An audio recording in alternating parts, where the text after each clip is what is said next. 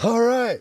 The experts tell me I got 7 seconds to convince you guys to watch this entire video, or you're going to swipe away, and I just wasted 2 of them telling you that. You're going to want to stick around today. I have invented a brand new thing to help me find gold in the wintertime.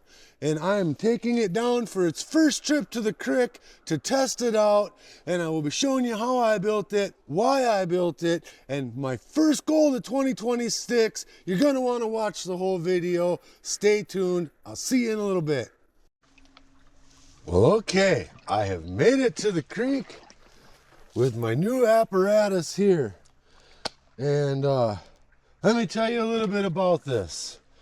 The Red Dirt Nation guys have decided to come up with a winter challenge where you're going to build something, anything that can be used to aid in the recovery of gold. And there's rules.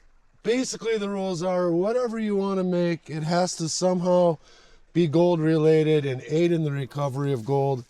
And then they wanted to keep it where everybody could enter, to keep it under $100 in value. So that's the gist of it. We'll talk more about that as we go. First of all, hello, I'm Carl Madley. Welcome to the Carl Madley, whatever I call my channel, I forget. Prospecting Experience, Adventures. Prospecting Adventures. Welcome to the Carl Madley Prospecting Adventures channel. I'm a little bit out of breath from the 3-mile walk from the truck to here. And one of the reasons this thing has wheels and a handle coming out of the front, because I didn't just build a trailer to haul this empty tub. Let's start showing it off. First thing I'm going to do is show you how easy it is to get these wheels off from here. You just got to unscrew this little guy, just like that, and then place that somewhere safe. Unscrew this little guy just like this.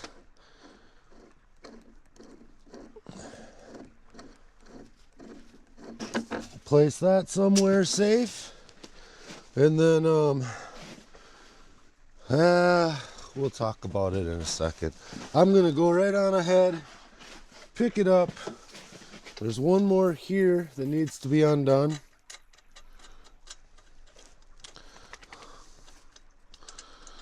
And what I have tried to do here is mix some 150-year-old technology with some current technology and my 50 years of knowledge, whatever that's worth, into something that is useful specifically here for me for winter mining. Today is an exception. We've got a good open flow. Right behind you is where I've been digging in the last couple of videos. And today, the creek is running great. I could sluice, I could dig, classify, sluice, take my gold concentrates home, work them down. But it's not always like that here. And sometimes when you get here, this creek is super high where you can dig, but it's too high to sluice, and it's sometimes too high to dig.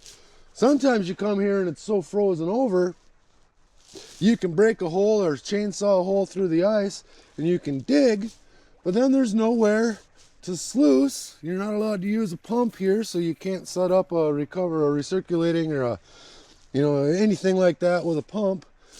So that happened to us last year, and we ended up with 5-gallon buckets full of classified material. And a 5-gallon bucket of classified material is a lot closer to 100 pounds than it is to 50 pounds.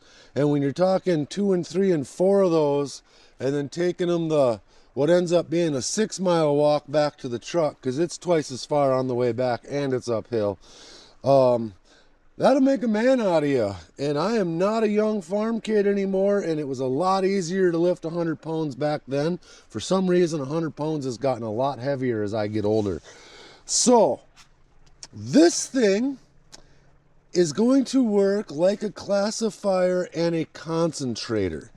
I kind of used the old school rocker box technology, and my plan is to put this completely underwater, shovel dirt into it, shovel gravels, pay dirt, rocks, the whole 9 yards right into it, and then I'm going to just turn it around so you can see the business side of it.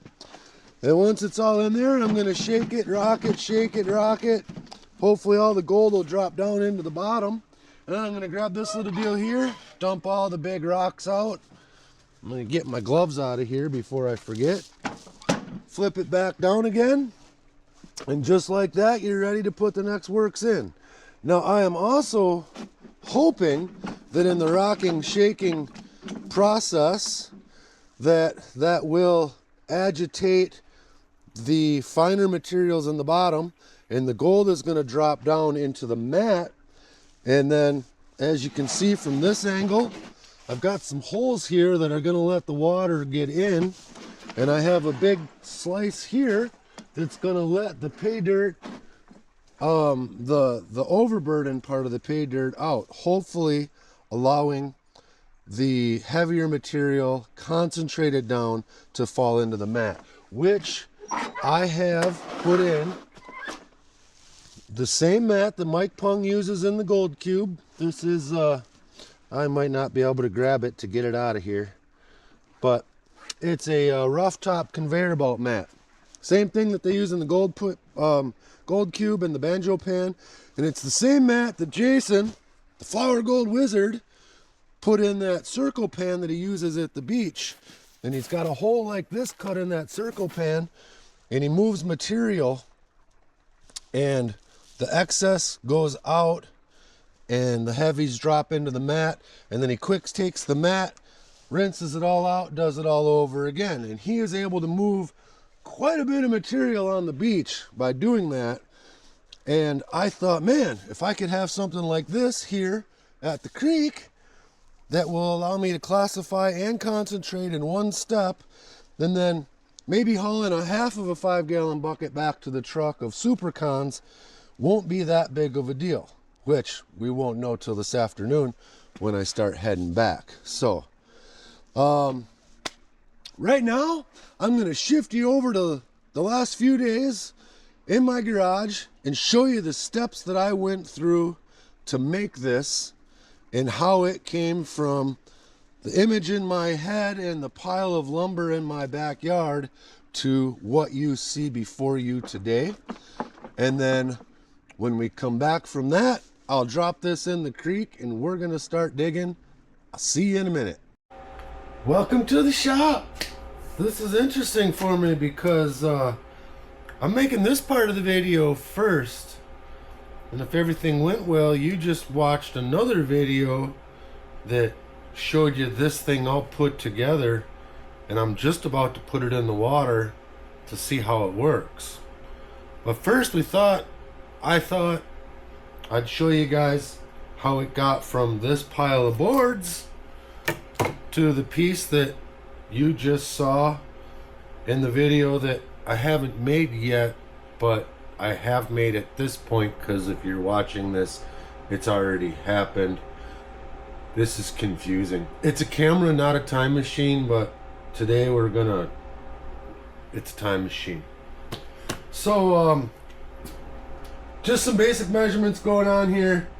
I'm trying to keep it overall size under 3 feet long, outside to outside. Wisconsin says your sluice box is allowed to be 3 feet long and even up to 3 feet wide. And even though my mat is 3 feet, I don't want the box to be 37.5 inches and have some DNR warden say, oh no, that's 1.5 inches too long. So I'm going to make the outside dimensions 36 which would give me about a 34.5 inch by 12 inch mat on the inside, and that should keep everybody in the world super happy, including myself. So basically I have put some 45-degree angles on here, and I have the first layer of boards cut, and I'm getting ready to screw them together, but I'm gonna need this part screwed together so I can kind of make a jig and hold the rest of it together, so I know how big to make my second layer side piece, because as you already saw, I intend on making this go like this so that my shovel area is wider. So with this piece on here, I don't know how big this side piece has to be.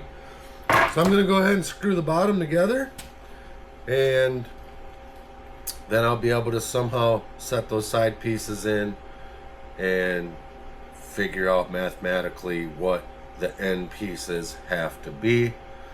And we'll get them made, we'll get them screwed together, and then somewhere around here in my messy garage I'll have to find a couple of hinges because I want it to flip, and then I have to work on my classifier screen. I have a few pieces right now. At this point, I don't know what's in there. You guys already know what's in there because I probably just showed you. But I don't know what's in there yet because time machine. So, if you've never screwed wood together before, it's not the hardest thing in the world to do.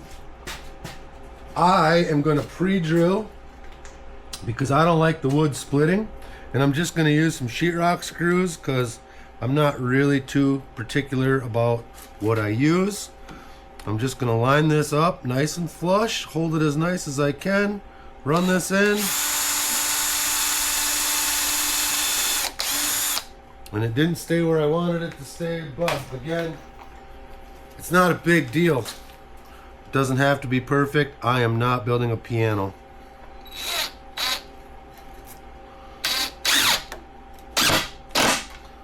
All right, so I am using my arms of my hoist. One, it gets me up off the floor, gives me a workbench, and I have this flat surface so I can justify everything off from that. And I'm just going to get the first couple screws in, then I'll work on making sure it's square enough, and then I'll start putting the rest of the screws in.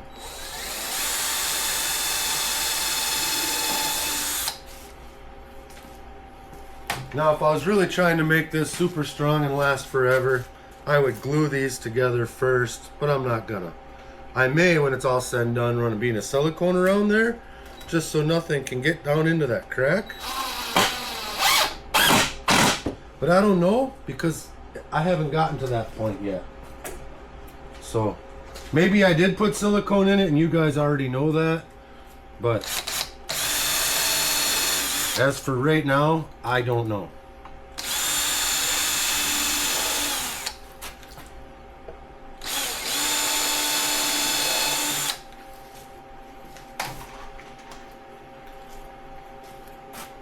While I'm building this, we'll talk about the rules of our winter build. It started out back and forth on how much money we could spend, how much blah blah this, that. And I think what we finally agreed on was $100. And but I said I'm not going to spend $100. I've got wood, as you see. This is just some wood that I had out in the shed. It's from I think it's from an old kitchen cabinet that was handmade that I took apart in that last house I remodeled. And I just kept the shelves because they were 12-inch wide, 4-foot long boards, just in case I ever wanted to build a whatever we're gonna call this, rocker box, creek sluice, concentrator. I like the word concentrator. So That ended up pretty flush. That is my whole goal with this, is to be able to quickly concentrate in areas where it is hard to sluice, or maybe where you can't sluice. Oops. It moved, and it did not do nice things when it moved.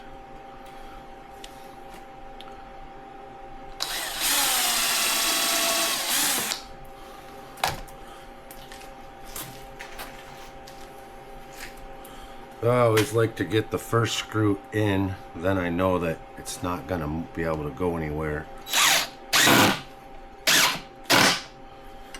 And I'm not ramming them all the way home, I'm just getting them into where they kind of set in there. If they go all the way in flush, perfect. If they stick out a little bit, I'm okay with that too. I know that the potential of running it in too far and blowing the board out is pretty good. I'm drilling right on the edge of the board, so I don't want to do that. So I'm just going to hold this. Now, you could use some clamps, which I might end up with some clamps on this at some point, but I'm just kind of putting things where they go. I've built a lot of stuff in my day. I know a bunch of tricks to make things easier, but I also know how to just do things without all the extra hubbub. There's a pretty good chance when I'm done with this, I'll add more screws, but for now, this many's fine. This bottom section actually gets the end wrapped all the way around. It gets screwed together. It's going to end up being fairly strong. Let's see. There's a little bit of a gap right here, but it's tight here. So I'm just going to work my screws down, try to pull that gap closed as I go.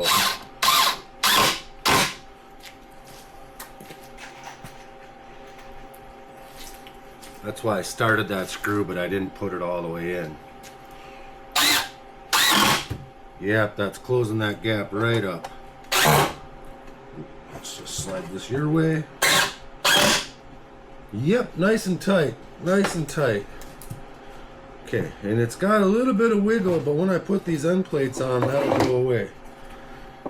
Now, one thing I didn't do, and for a moment there, I was like, oh no, I cut these too short. I should have 45'd them, because you see, I got this 45 coming into another 45, and it's funky. And if I would have mitered the ends, I could have had that perfect all the way around. But because this next piece is going to be out, and then this piece has got to fit into here and go out,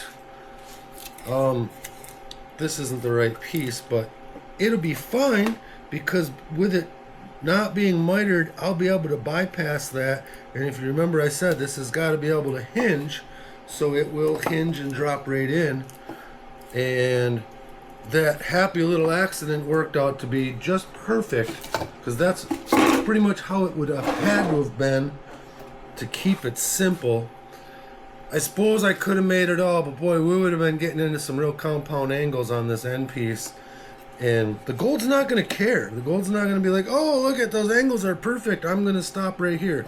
The gold's just going to stop there because it's going to stop there anyway. So I'm doing my bottom corner first. I'm going to bring these screws right over here. Just a regular 1 5/8" black sheetrock screw. Nothing special, nothing great, not even that strong of a screw. Probably not rust proof, but I don't care. Alright, so now that edge is out just a little bit. So what I'm going to do is get my screw started, or my drill. I'm going to pull that where I want it.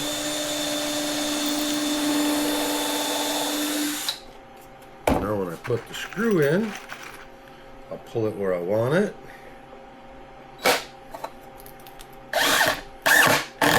Just like that, perfectly flush, 90 degrees.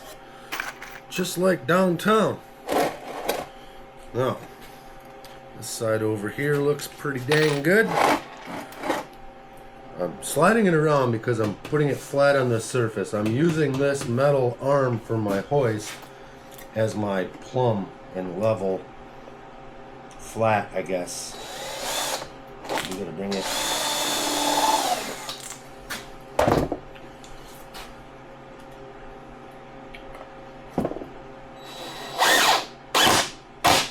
Now this side, I don't know if you can see it or not, but this side is way off. So I'm gonna have to do quite a bit of manhandling. This is where if you had a clamp, you could pull it in, but you can also just pull it in with your hands, get it where you want it. And then go ahead and get the screw in. Once the screw's in, it'll stay. Once it stays, I'll put another screw in and really lock it in. Ow. There's a hole in my chuck on this thing and it just caught my finger. Oops. Alright. So we're gonna add a couple more. We gotta get some in the end, in the bottom. A couple right here. And make sure when you're drilling like this, you keep your drill nice and straight so your screws don't end up poking out.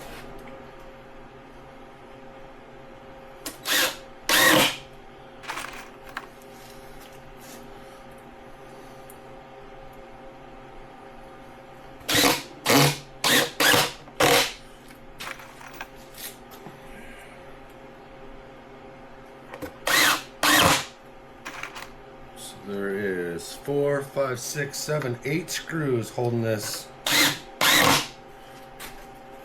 piece on, and now it's nice and nice. My mat's gonna sit in here.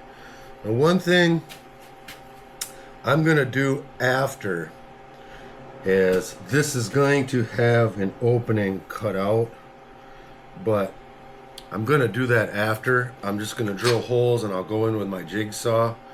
Because like Jason's pan that he made with that same mat that I'm going to use for the beach sand, he just cut an opening in the end, and that's going to allow the not gold, the lighter materials, an exit.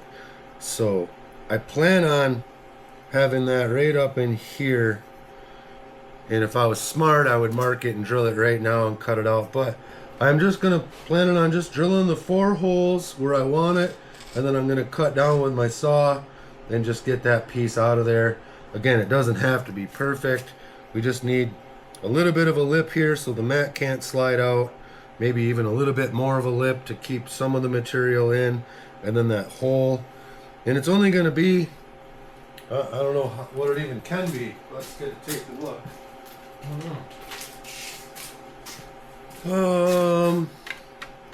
So I have a total of about 3 inches there. So by leaving a little bit of meat at both sides, I'll probably end up with about 1.5 inches, 1.75 inch slice here. And it's not going to go all the way to the end. There'll be a little bit of a bottleneck, but it's still going to work. And then I haven't even gotten to that point yet, but as you probably already saw, this thing rocks back and forth, and I have to make my rocker feet yet. And I think that on the end with the hole in it, my rocker foot's going to be like 1 inch shorter than the end that doesn't have a hole. So this has basically 1 inch over 3 feet of drop. So as I'm rocking it, and I'm going to be rocking it with the current of the water. If I'm in a stream, I could be using this in a pond. You know, it's kind of my thought too that this would work in a pond. But if I'm in a stream, the hole would be downstream, downhill, and I'll be able to, as I rock it. Now the other thing I considered was just making them the same size and then digging out a little bit for the other end. But I don't always necessarily want to have to dig out. So I think I'm probably just going to make the rocker foot at the end of the hole about an inch shorter, so it's got some drop in it. And I'm trying to keep the whole overall height down so that this entire thing with the feet will be able to be submerged. If I have to, say I'm in a shallow creek, if I have to dig an area out, not a big deal. I'll just dig that area out, put it in a pile, get this set in there, and then I'll take that pile and run it. There could be gold in what I have to dig out. So, but then I should be able to get, so right in this area right here is where the classifier screen is going to be. So I'm probably going to want it about that deep, and then you figure it's going to have the rocker feet on there. So I'm going to have at least a foot, 14 inches of water to have this fully submerged while I'm using it. And somehow in my head, I think that's going to be the best way to make this work. And then at the end, when clean out time comes, I could actually set this on a tote and pour a 5-gallon bucket in it and maybe let the top material roll off. This I won't know until the end part of this video, where we actually get to test it and see how it works. Again, not trying to fully sluice my material, I'm trying to concentrate. I want to be able to shovel buckets and buckets and buckets of material in here. I figure this thing should probably hold 5 or 6, maybe more shovels, big full shovels full, and I'll be able to rock it back and forth, flip it, dump my grizzly, set it back down again, do it again. I should probably be able to do that 10 or 15 times. Now you're talking 50, 75 shovels full. All the while, everything is collecting in the bed in the bottom. It'll depend. We'll see in the next segment how it actually works.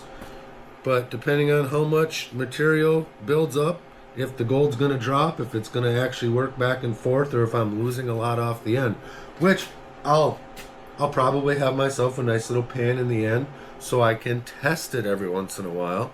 Again, later on, second part of the video, in a time not happened yet time machine thing going on. So that is my scatter harebrained idea. Again, I don't know the screws I had, but if you had to go buy these screws, it's like $8 or whatever, $5. The mat was $10 a foot. Now I did buy 5 feet of mat, but only 3 feet's going in here. So we're gonna say I have $30 into the mat. Now if you guys had to go and buy this wood, I would actually suggest plywood would be cheaper. And I actually brought in plywood. There's a piece right there. There's another piece over by the wood stove thawing out. I'd planned on making it with plywood, and then when I was looking for some other stuff, I found these shelves. I was like, oh, hey, perfect, 12-inch wide pine boards. So I just kind of preferred to make it with the pine. I think overall it's going to be lighter, because I do think that this much plywood would be heavier than what I have right now. So overall lighter, cheaper, and it's up to you. Build it however you want. But a sheet of plywood, you could do this with 1/2 inch if you really wanted to. You could do it with 3/4 inch. You could probably do this whole thing with a 4x4 sheet that, even if you had to buy that new, it can't be much more than $20, $25.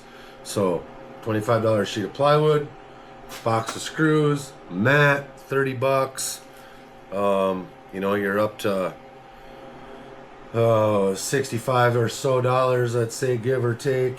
And then you need a couple of hinges. I'm hoping that you already saw that this has wheels on it. I'm gonna go grab some wheels out of my scrap pile. And then the handle. I haven't decided how I'm gonna make the handle.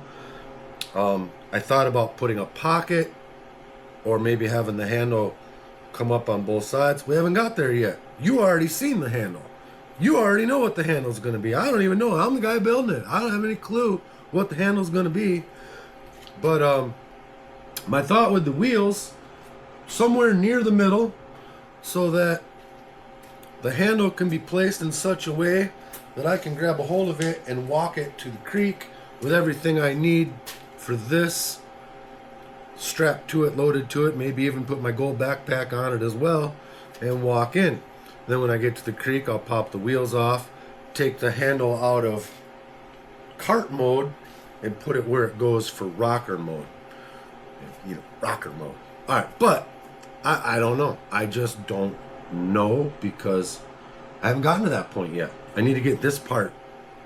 I need to get this part done, and then I'll be able to make that part that you already saw, that you already know what I'm gonna make before I even know what I'm gonna make. This is weird.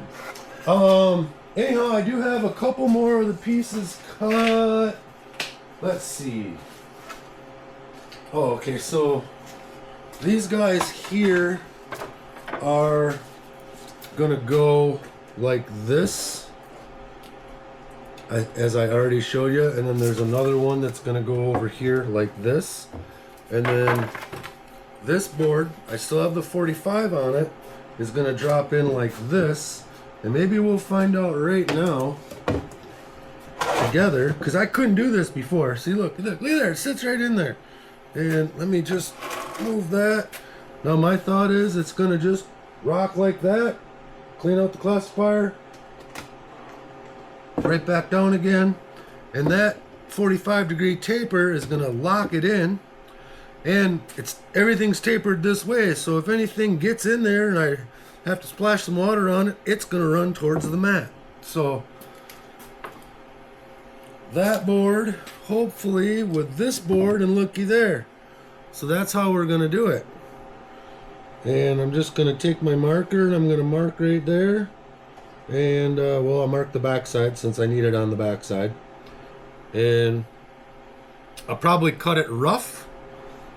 And then once I get a general idea of how it's gonna be, then I'm gonna screw this part together. So for now, I'm gonna just go ahead and pause this already way longer than it should be video and start working on the second course. I'm gonna get that other end screwed on. Maybe I'll cut the dang hole in it right away, but I don't think I'm gonna, because it doesn't matter. I'll just stand that up and cut the hole in it, and I don't have to worry about holding it or nothing. I just cut it and be done. So this piece will make both ends, and hopefully the next time you see me, I will be setting the top part onto the bottom part, and then we'll be working on adding some hinges, seeing how the geometry works, for as far as it tipping like that and going over far enough so that, well, this is already a 45, so if it goes that far, it should be everything falling out of it. So that is how it got to be from this pile of boards to what you just saw. So bear with me, we'll be back with some more assembly and stuff, and then just keep hanging in there, because the next part of the video after assembly and construction is going to be testing it in the creek. Alright, so just a quick peek. This is how I'm going to find these angles that I need. I'm just going to get it right on this side and then copy it for the other side. I think that should be fairly close to what it needs to be. I didn't make that return measurement on this side.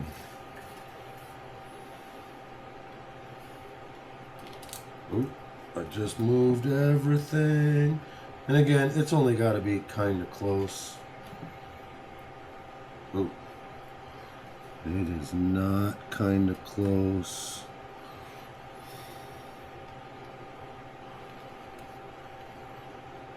Okay. I don't know if you heard me say oops in the first segment, but I walked over and saw my brand new Sharpie. It was on the floor, and I must have stepped on it, and it was in 100 pieces. So I do what any guy would do, and I put some duct tape on it so I could continue using it. I do have another Sharpie ready to go, but I didn't want to use it if I could get the rest of the use out of this one. Alright, so that angle is correct. That first one wasn't so hot. So that's what we're going with right there.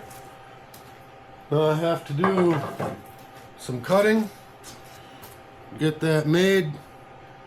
And then after that part is done,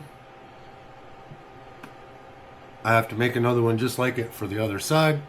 Be back with you in a little bit. Just gotta clean these corners up the hard way.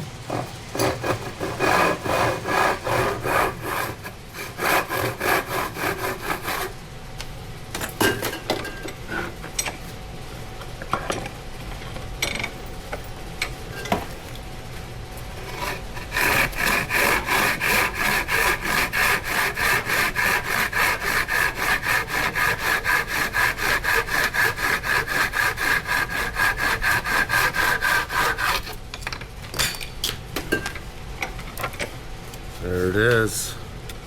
I think, I hope. Let's go see. This should drop in just like this. Sit right there just like that. And this one will sit here just like this.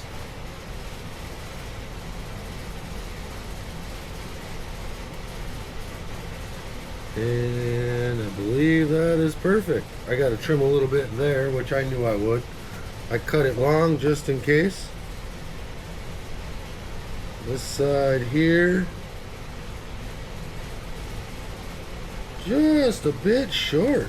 Huh, how did I get one long and one short?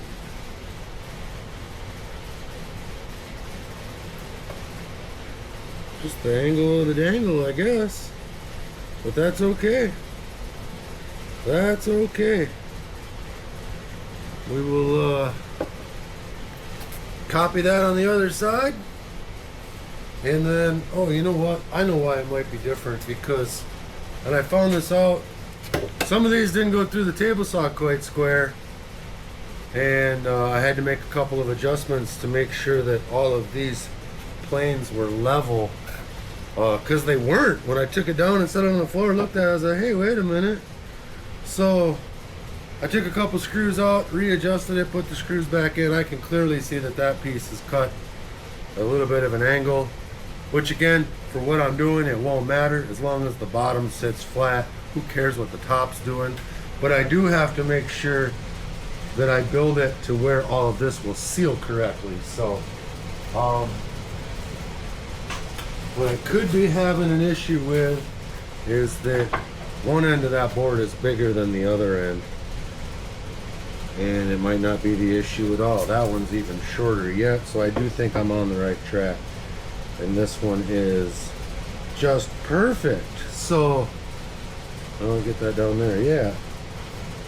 So, yeah, that's what's going on. Yeah.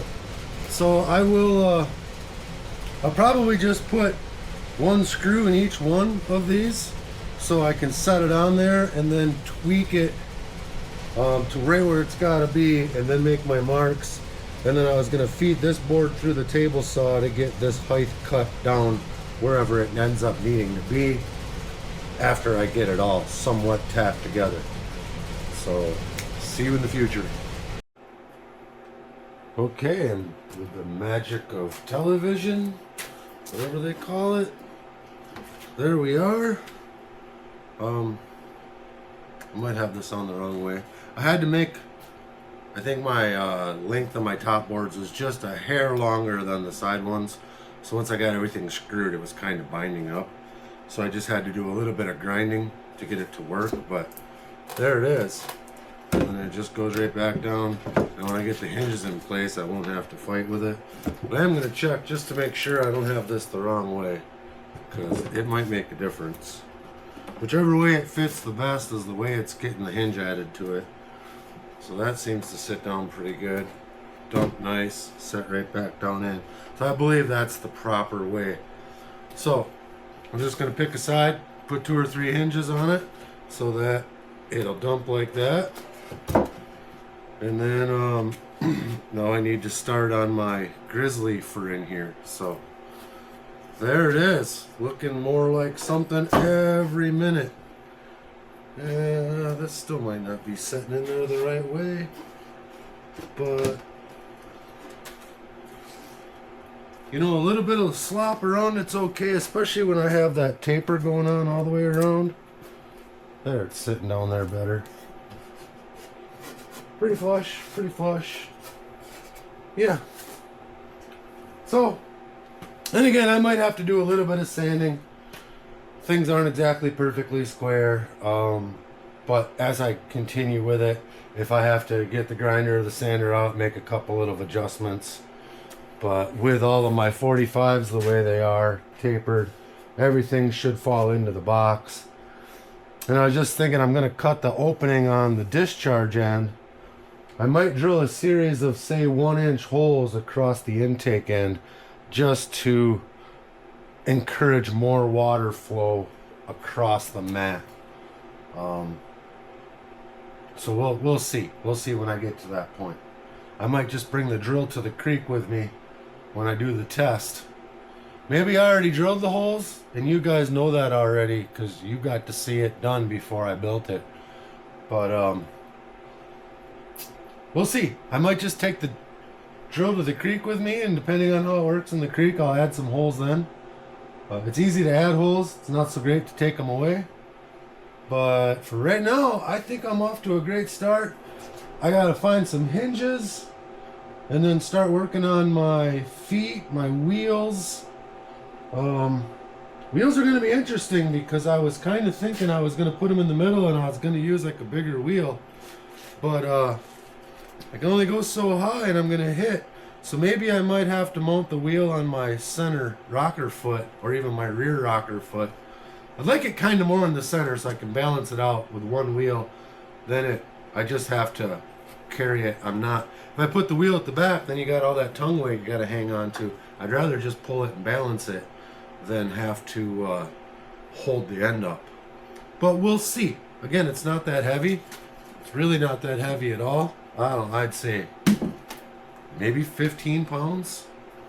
So far it's good. I wouldn't want to backpack it in, but I suppose the guy could backpack it in.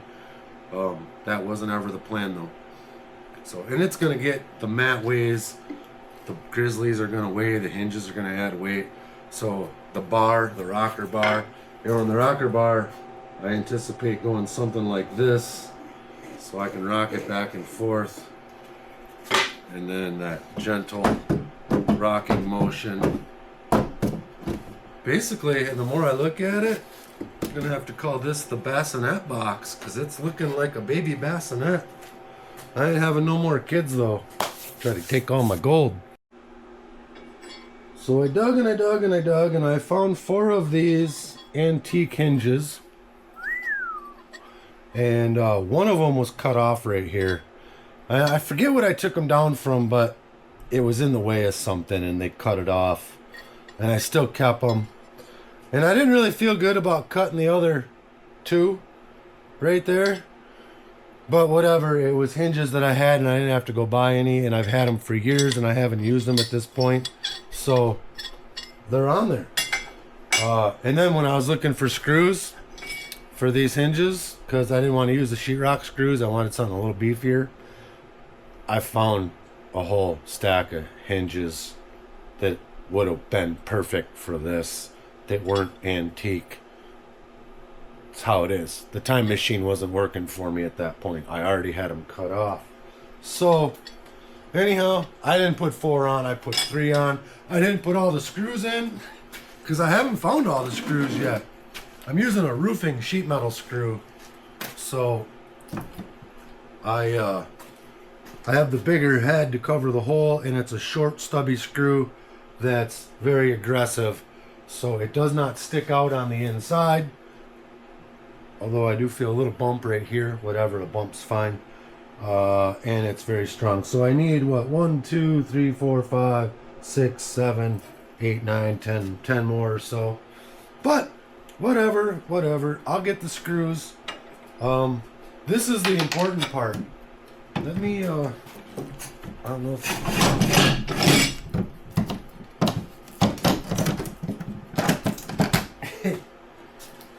I know you're gonna fit.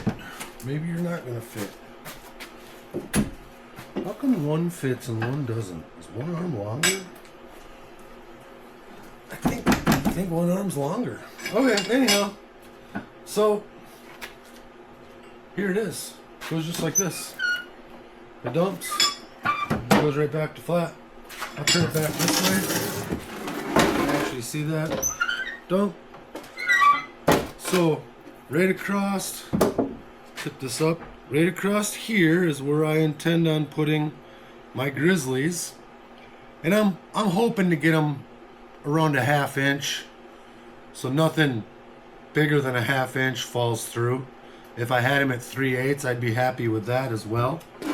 But then, so this hopper now that I've made, I plan on shoveling into, and then I will rock it back and forth on the rocker feet that I haven't made yet. And rock it. Agitate all that gold down into the bottom. And then get all the rocks nice and clean. And then dump them out. Set it back down. Shovel it full of material again. Rock it back and forth. Rocky. Dump it out. So that's where I'm at right now. The next thing I have to do is I have to make my rocker braces. I'm going to make 2 for sure. I thought about 2 would be better because the third one, boy, you never know if you're going to get a flat spot in the creek. So I might just make 2 and then bring them back like 6 inches. So they're not right at the end. They're in a little bit from the end, and that's going to help support that bottom a little bit. Another thing I forgot to mention before, that big 12-inch board that's in the bottom had some crown to it. Crown, I guess, would be this way. And I put that down. So it's actually concave. It's bent down. So it should help, instead of the gold pushing out to the edges, it should help it all collect to the center, which is the natural spot it's going to want to go from the rocking motion anyway. And I think you might already know this because, you know, time machine. I think we're going to call this the bassinet box because it's going to be just like a baby bassinet. It's going to be like a buggy when I get the wheels on it. I'm still not getting a baby. I got a fresh one, a year-old grandson. Maybe I put him in there and take him mine and give him a bath, rinse him out. Probably not. His mom probably wouldn't approve of that. But for now, my wife just informed me she wants her bay. I mean, this is my shop, right? But when I bought this hoist, my wife's a mail carrier, and our vehicle maintenance and the time spent doing vehicle maintenance was way out of line, way out of hand. Rural mail carriers put a lot of time and effort into keeping their vehicles running, especially if you drive one that's not brand new. And even her coworkers with brand new ones, they're always in the shop, non-stop. Vehicle she's currently driving just turned 400,000 miles. It's a 2012. But I always tell everybody when I bought this hoist, of course, if you want to buy something for yourself and you're not sure if your wife will like it or not, just tell her it's for her. Pro tip, everybody. So, this is my wife's hoist. And she needs it. So that means I have to take all this stuff and put it back on my side of the shop, which has got every other freaking thing in the world over there right now. It's winter time. I need to clean. I need to get a bunch of stuff out of here. I really don't have anywhere to put it, nor do I have the desire to go outside and make a spot to put it or be out in the cold. So for tonight, this is going to go on the back burner. I'm going to get it over there, get my saws and stuff, my tools all wrapped up, put away, sweep some sawdust up off the floor, get her Jeep in here. We got to do a little maintenance to it. It's consuming antifreeze. Hopefully by the time this is done, I can tell you that the Jeep is in perfect condition. Fingers crossed. We don't know why it's consuming antifreeze on Jeeps. There's a lot of reasons. The usual suspects are she blew a radiator again, because we're on like the 6th radiator, but I really doubt it, because I have a couple of little tiny holes drilled in the thermostat and it doesn't get as much pressure as it used to get. This is on a new motor too. The motor's only got 48,000. Still the original transmission with 400,000. The motor's got like 48 on it, maybe 60. I don't know. It's still under warranty. I know that. But they've got this cooling oil cooler thing underneath the intake. We've replaced about 6 of them at this point. It's a great great great Mopar Dodge Jeep design. And when they start to leak, they leak into the valley, not into the oil, but into the external valley underneath the intake manifold, and then it just pulls up antifreeze there, and then when you accelerate it kind of sloshes up and there's a little hole that runs down the transmission. So we're hoping it's not that. If it is, it's not the end of the world. It's a $100 part. It takes me about 2 hours to swap it, but we got to bring it in, see.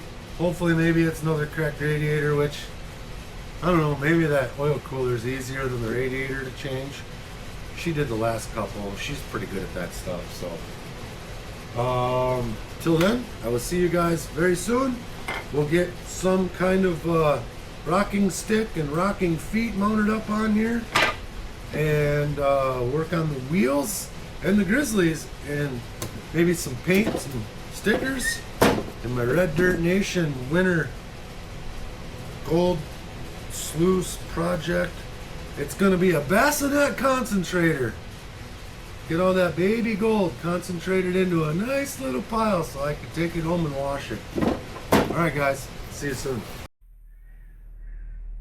Alright, so it's the next day and I am back in the garage, and I went and got this this old shelf. I got a couple of them actually from an old refrigerator, and it's fairly strong, stout material. I do believe if I cut this directly in half, it's going to be the perfect width for my classifier deck in there. And I actually started cutting it without you guys, and I was like, oh boy, I better film this. So there it is. I marked it, started snipping through it, and I have just a little bit more to cut here than I think it'll break in half. So let's find out. This is going to be loud.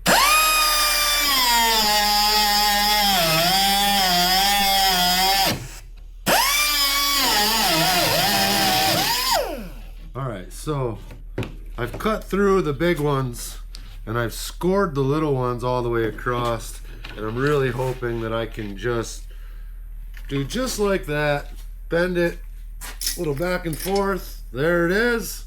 I've got my 2 pieces.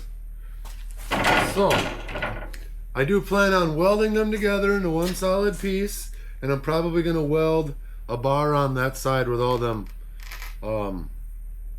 where I just cut it, so it's got some stability again. Let's bring the bassinet over. See how I did. I'll get this here, come around to this side, make you guys a little bit taller so you can look in there. Alrighty then, this is where I find out if I did good or if I didn't do good, and then I'm gonna cry a little bit off camera. But here we go. Oh, that's gonna be perfection. I got a lot of meat there to screw to, and I will be putting some kind of a strap in there, or I might even weld some tabs so I can screw it right in. And even if I don't do anything to this side, these ones are going to end up touching that bar or touching the metal down there, but I'm most likely going to weld that side up. This one here, I'm going to have to make another cut, get this the way it's got to be. But I'm gonna have to make another cut on this to get it where it will sit and where I can weld them together to make it one. And this is just a little bit, I'd say ½ inch, maybe just a little bit under ½ inch, which will be pretty much the perfect level of classification for what I'm trying to do. So I'm going to finish cutting on this and get them welded together, get my bar welded on this side. I think I have one of my bucket handlebars here. So I'm not going to make you guys watch all that. It's a lot of noise and smoke that you don't need to deal with. We'll be back when it's ready to screw in. Alright, so I got my rack all cut up. Got the pieces welded back together. This is the extra piece. And put a couple of tabs on there that I'm gonna have to alter a little bit because they don't quite sit the way I thought they would. And I got some grinding to do and some painting to make it pretty, but I welded a bar end all the way down this side, tacked it top and bottom, got the two halves welded together. It is incredibly strong. I got a couple of screws in there right now just holding it, and it works just as advertised. It will dump right over. It goes plenty far enough so it'll scoop rocks or flip rocks right out, and gives me plenty of access when it is flipped up to get in there and clean everything that needs to be cleaned in there. I'm gonna go ahead and set that down. Don't fall over. So there it be. Next I gotta get the mat cut and figured out, set down in there. And then work on my rocker feet. But man, this works just perfectly. Opens and closes. It's tapered all the way around, so it self-centers, seals itself up every time. This is some incredibly strong metal. So that'll handle. I don't want to have to be dainty with it. I want to be able to just shovel dirt to it, rock it, shake it, beat on it. And as far as these go, I'll get these tabs adjusted a little bit. I might break these off and weld them on the back side.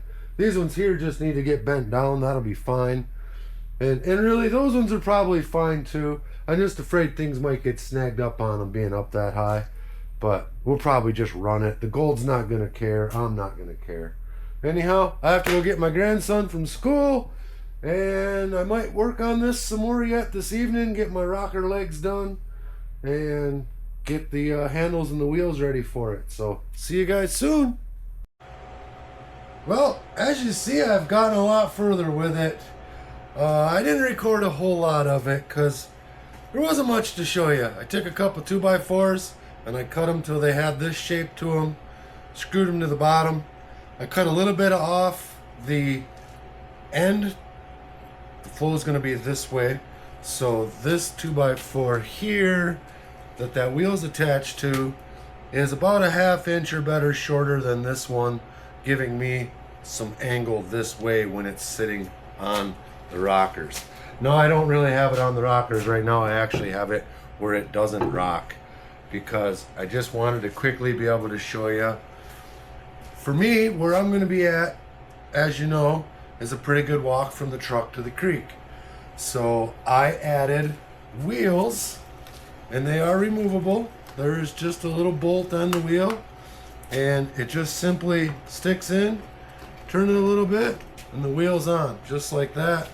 And take it off, pull the wheel back out, take it to the creek, good to go. Now the handle I made go both ways. I will pull it out and show you the other way, or maybe I won't, maybe I'll make you wait. But we will stand it up. This is why I left it like this, so I could show you the bottom side. The radius boards will get you right in here. So that is what it looks like, and that is the brackets that I made for the wheels.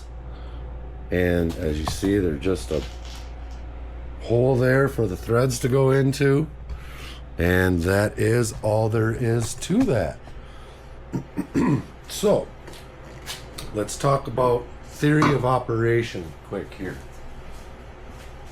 I plan on putting this in the creek and burying it, not burying it, but putting it in wherever in the creek deep enough so the water is over the top right here.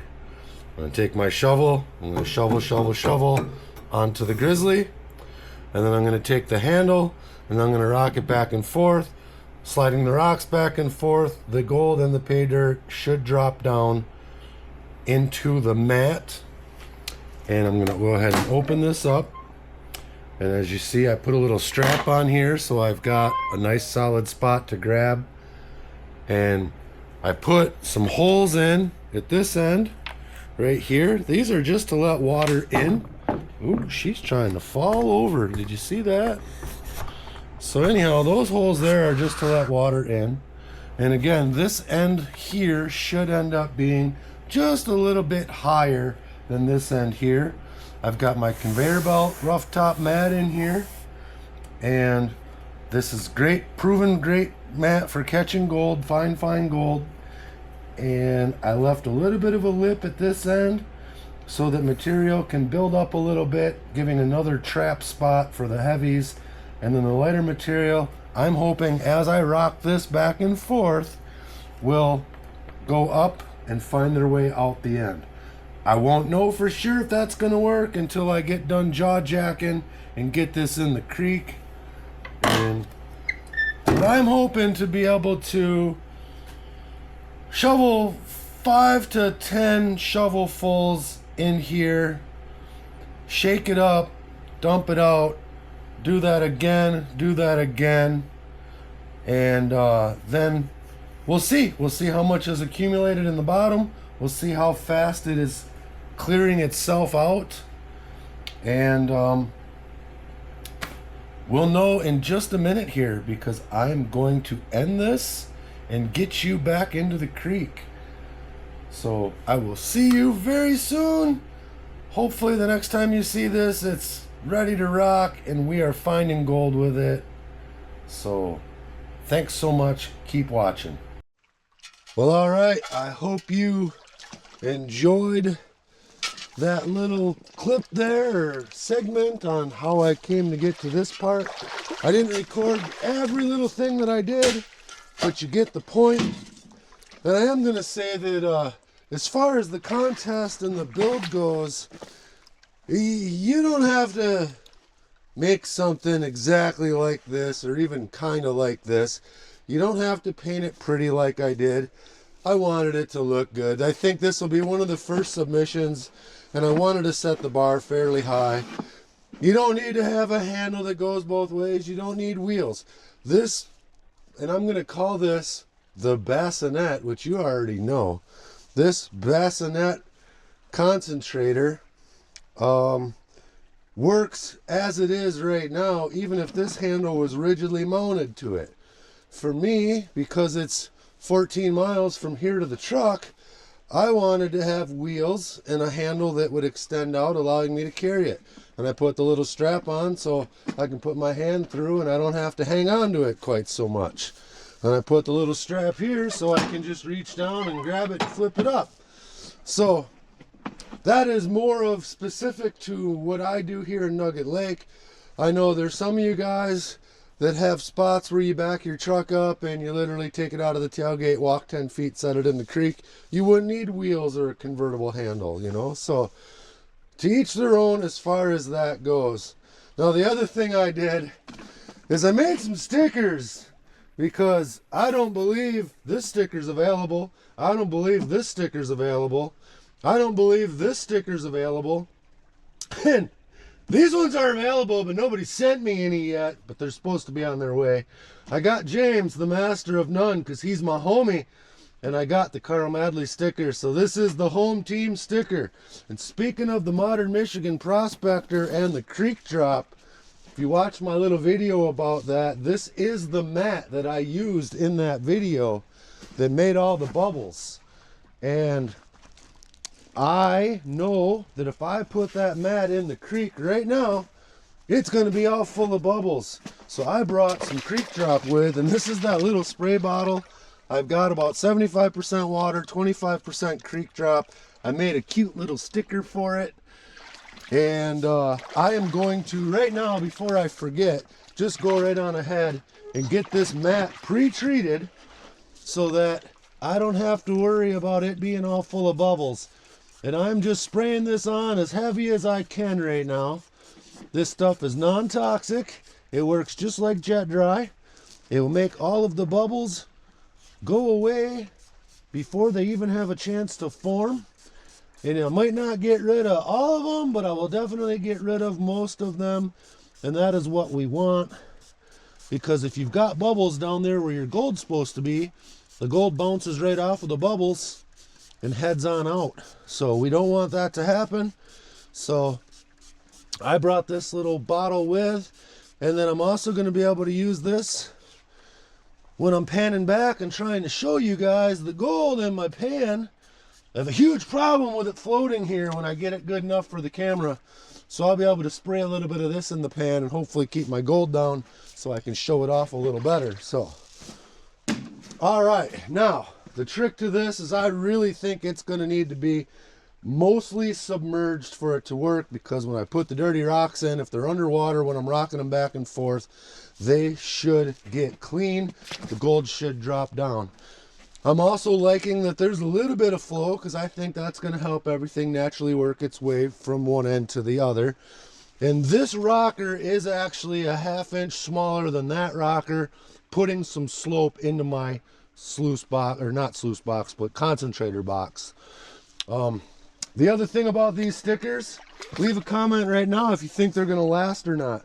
That is glossy address sticker paper that I use to print the addresses on the bubble mailers when I mail prizes out.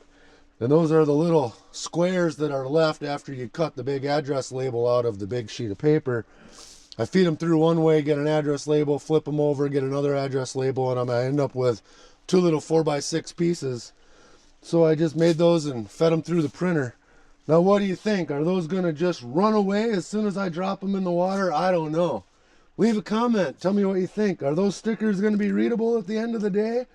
Or are they all going to wash right off as soon as I put it in the creek? I'm not sure. We're going to find out together. The other thing we're going to find out together is if that spot right there where I want to put this is going to be deep enough to try. Because I would like to dig right behind the camera. I'm going to dig in that same spot I've been digging in, because we kind of have an idea of the amount of gold I've been finding in there. So in order to keep this test somewhat controlled, I would like to have something to compare to. And if you watched the last video that I did when I was here with Donna and Bonnie and John and Ryan and all those guys, this is how much gold I got.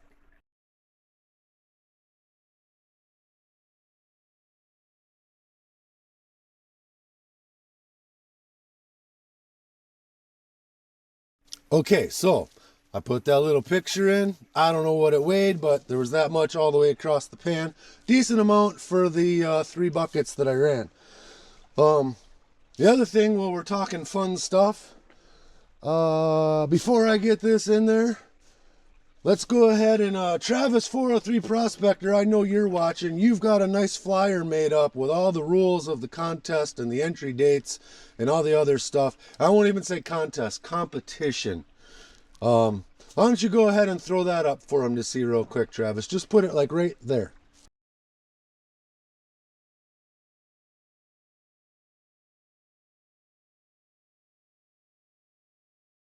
All right, thanks a bunch, Travis. That's awesome. So, without any further more screwing around, jaw jacking, let's stick this in. We're going to test to see if the creek drop keeps the bubbles out of my mat. If this whole thing works, if gold actually falls to the bottom and the light material runs out the end, and if these stickers make it. Here we go. Lots and lots of firsts going on here. First things first, let's drop it in right here where I kind of think it's going to work. It's in the water, but no, that is nowhere near deep enough. Not even kind of close. All right, so there's another hole over here that I think is a little deeper. It's full of rocks. I'm going to have to move them. I'll turn you guys a little bit so you can watch me struggle here.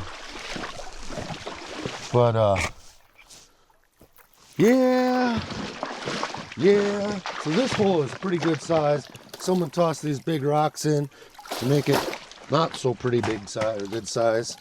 So I'm just going to throw them up on the shelf behind me. Now the other option I have is to dig a hole right there and put my box down in it. And I could do that. And then I would, I'd probably dig that hole into that big tray that I got here. And after I got the box in the water deep enough, I would run that dirt back through it. But again, I don't want to do that. I want to dig over there where I've been digging. So let's just move some stuff.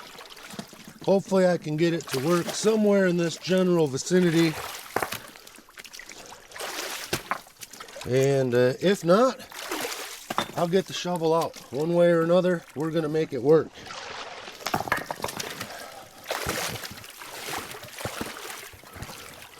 Big hole there, big hole, big hole.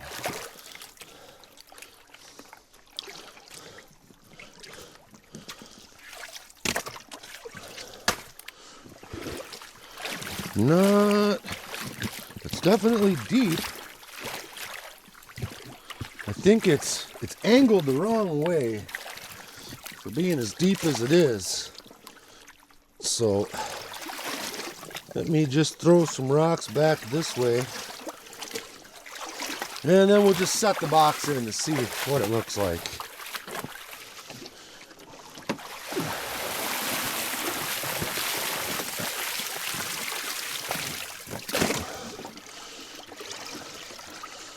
Well, we're getting closer. Getting closer, but still not quite what I want. I need just a few more inches down. Let me see if I can move a couple of rocks to get that. That rock is not a movable one. Oh, yeah, it is. That was the one giving us the most trouble. It's a big rock.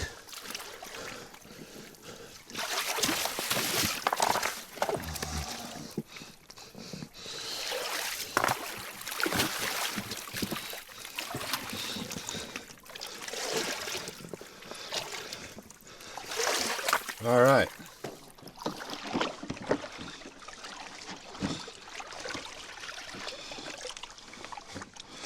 That's what I want to see.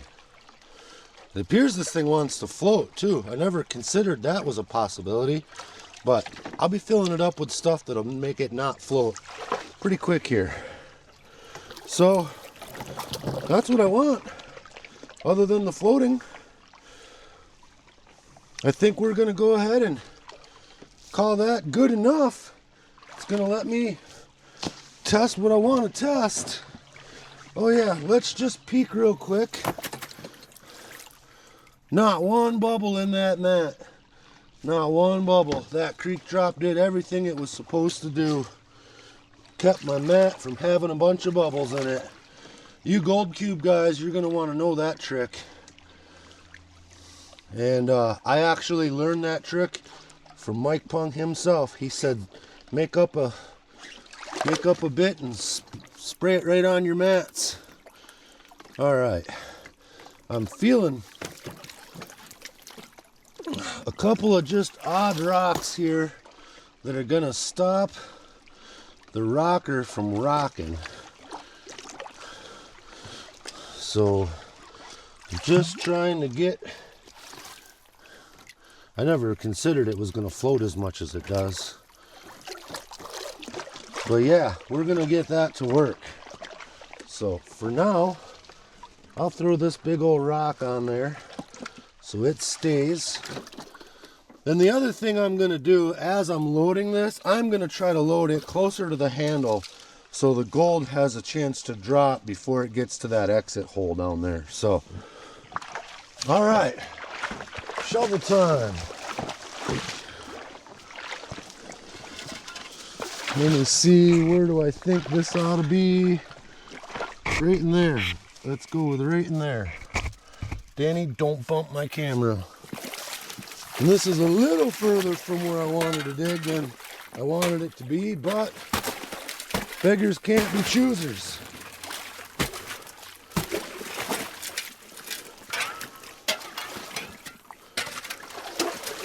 And I threw a bunch of rocks back in here the last time I was here, But there was a big hole over here that I'd started digging in, and I threw most of the rocks that way, knowing that I'd be coming back to this spot to dig.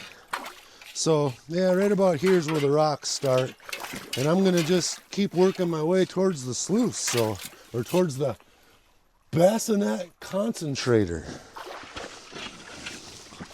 So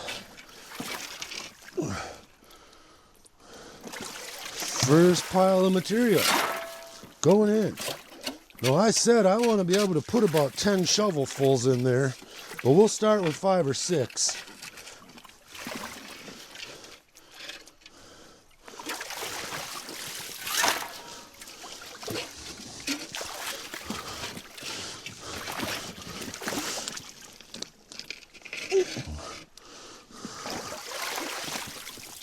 Three.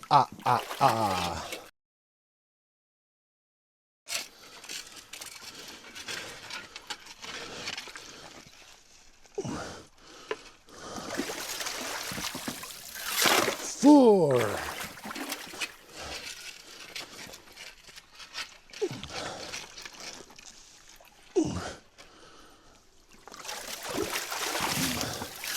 5.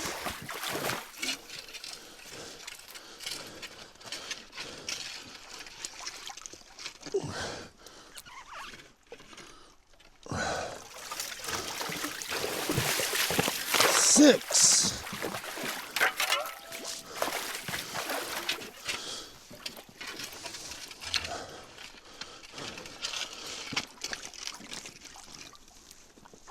'There's some gooey stuff. And a monster boulder. 7. We're going for 10. Right off the get-go.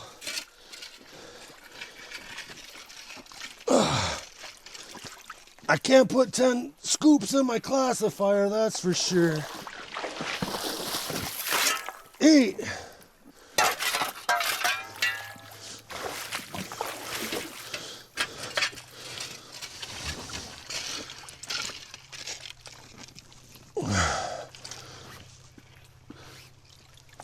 'There's another good one. 9. One more. One more.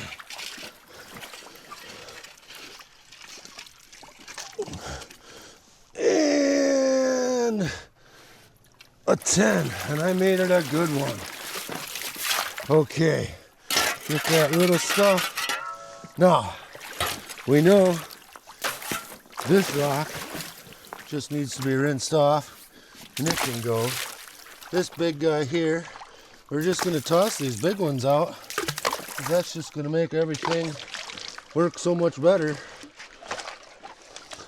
Getting some weight out. There's a little bit of quartzy looking stuff stuck on that granite looking rock. Broke right out of the vein. Could be huge pieces of gold stuck right there. That's where they like to be. Up there. All right, we'll get just a few more of these big ones out. Get them washed up nice. Look for anything that's cool. All right, now let's see if it works as intended. I'm gonna get it back over in the deep hole, and rocky, it is wandering. There we go. It is working really well. Look at them, rocks are clean. Nothing on there other than, oh, there's one little speck on that one. And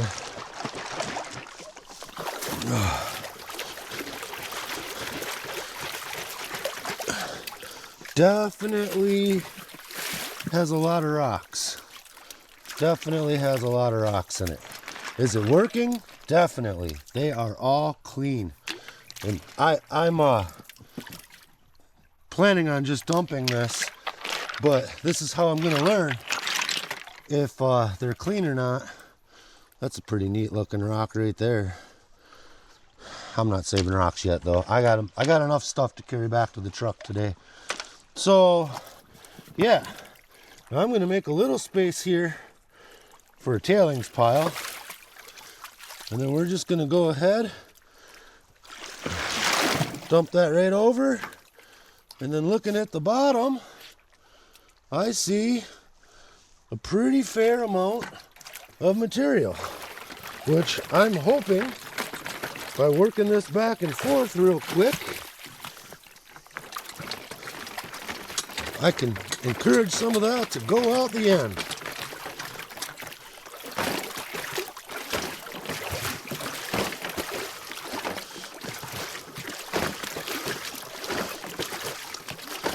All right, what do I see now?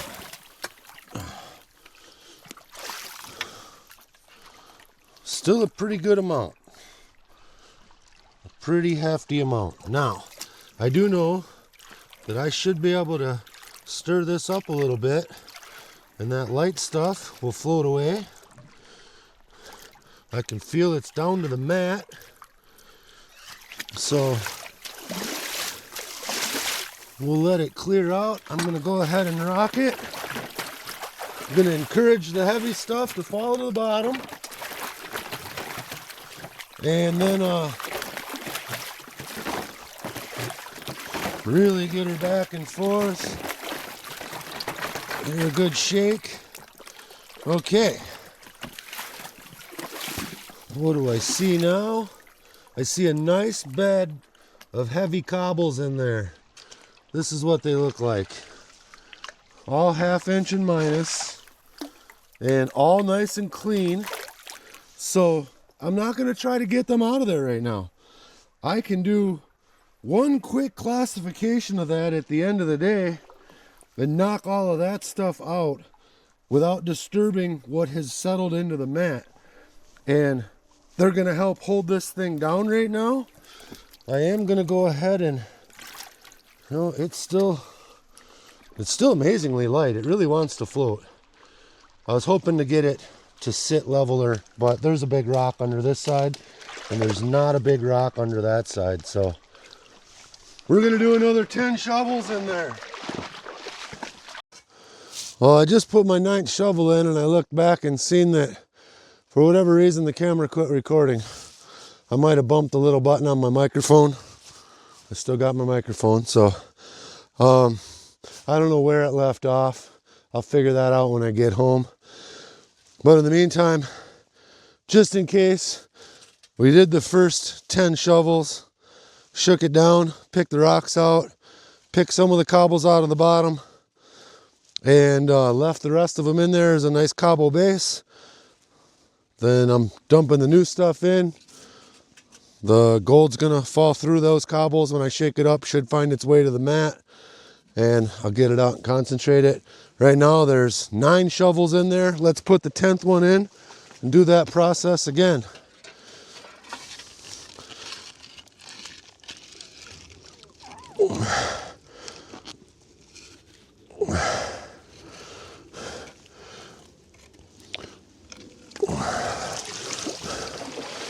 And 10. I got a little bit of red out of that last couple. You can see that red water coming out.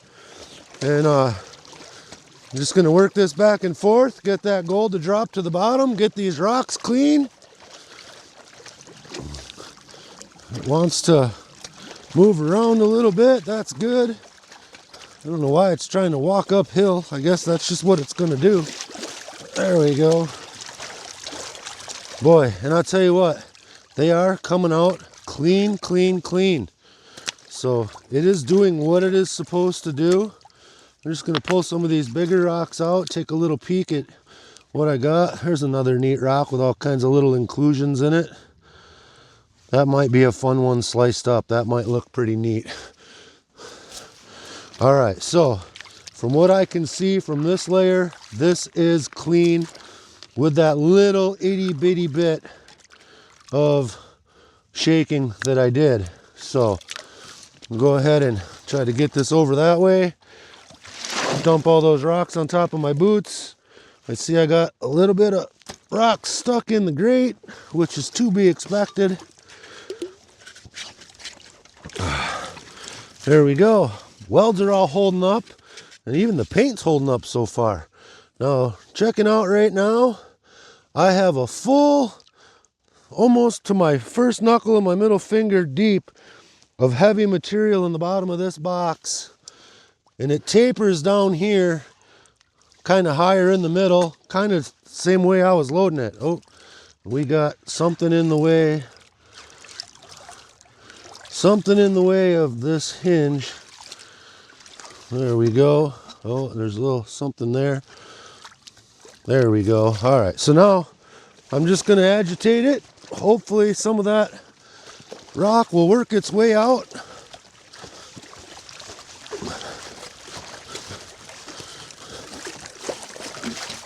If anything, hopefully the gold works its way to the bottom.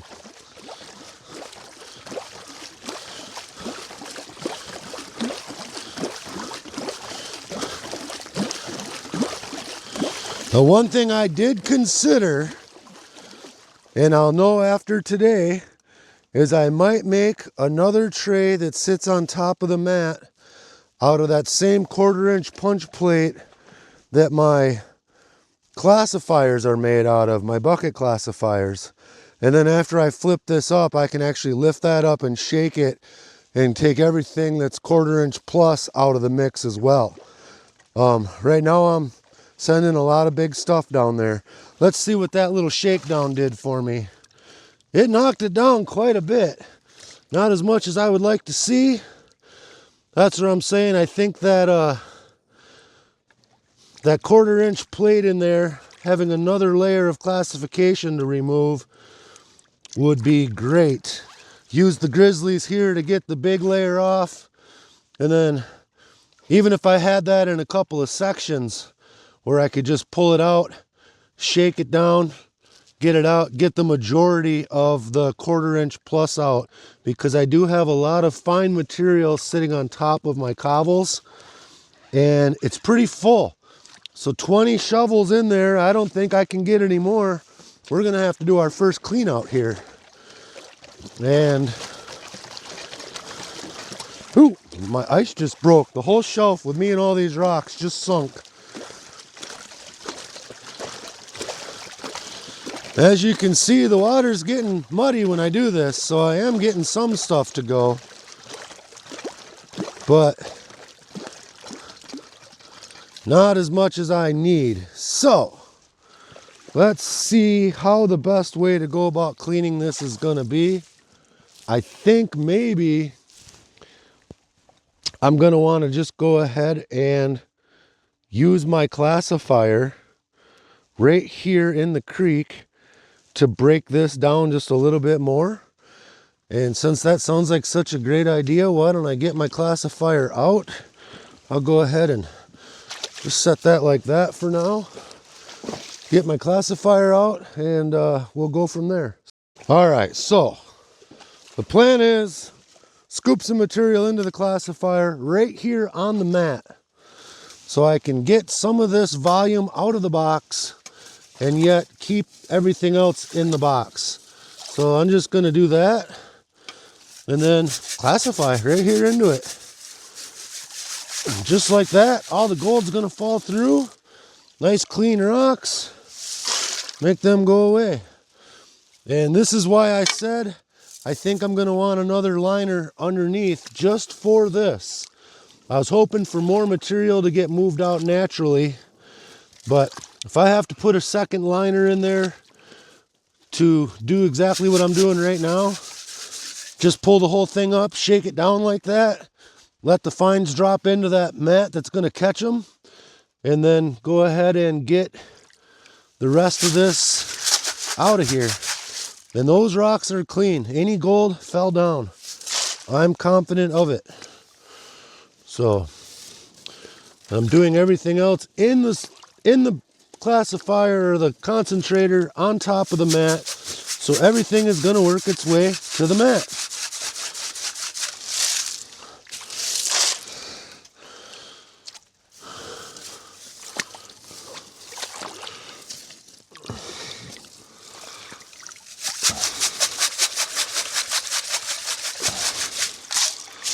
Yeah, this is a rather fast process, honestly. Well, I have quite a bit of material in there, but I got it down now where there's just a little bit on top of the mat. Push just some more of these bigs in here, and we'll call this good, and we're going to get back to working.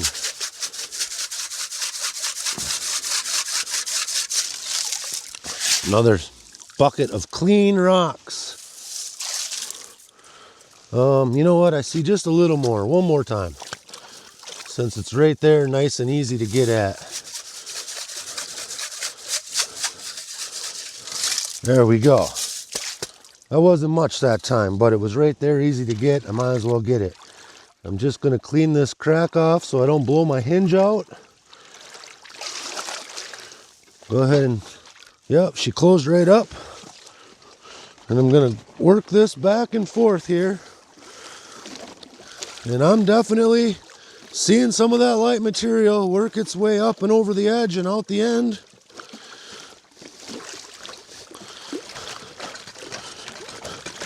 Which means the heavier material's got to be dropping to the bottom, displacing it. All right, let's take a peek. That is nice looking, and only just a little bit of material remains in there. So as far as depth, it's not super deep like it was before. So again, I really think having that classification tray in there would help tremendously. I got her nice and leveled out. We're gonna lift this side up, try to work some stuff out the end. I wanted to figure out how to make where I could rock it this way. It was just too many axes to try and figure out without a really heavy base. And you see they make them like that where they go every which way, but those are usually up on a hard surface and there's like a water pump or something feeding it, and then you shake them all over, and we can't have pumps. So all right, I do like the way that looks. One more peek in there. I know the camera's not really seeing what's going on in there, but it's nice. It is down right there level with my lip on the end. So that's about the amount of material I would expect to see in there. And I know I'm going to get another 10, maybe 15 shovels in there.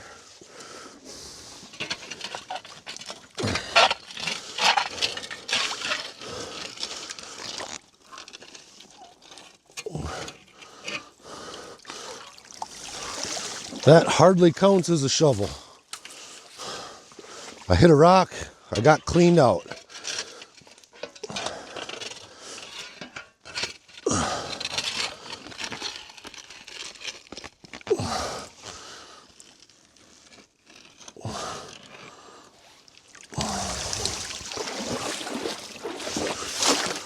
All right,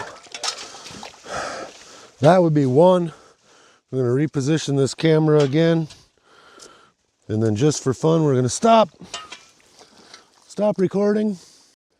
And I didn't even move, I just stopped and started the camera so I can make sure, whatever reason it's shutting itself off, that doesn't happen this time.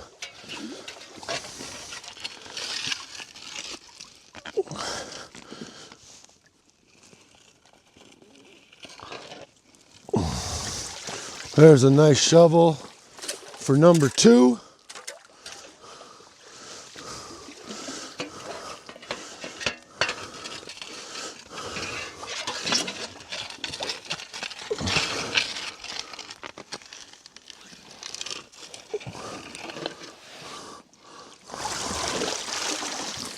Number 3, and I saw a little bit of red dirt in that one.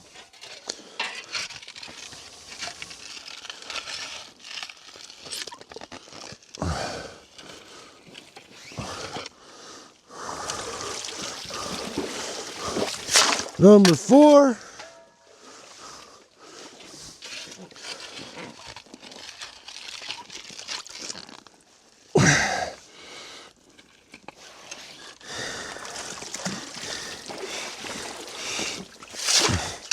Number 5. Whew.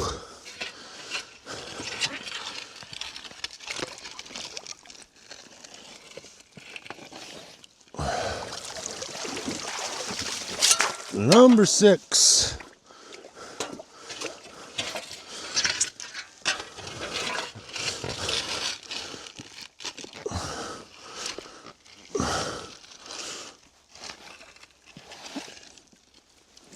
Oh, look at that big rock. Oh.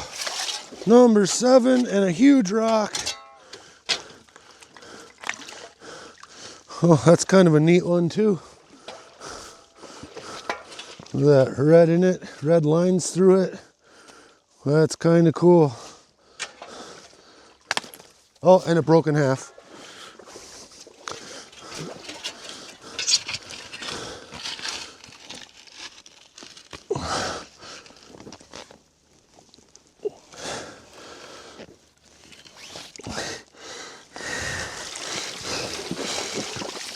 I think that makes 8.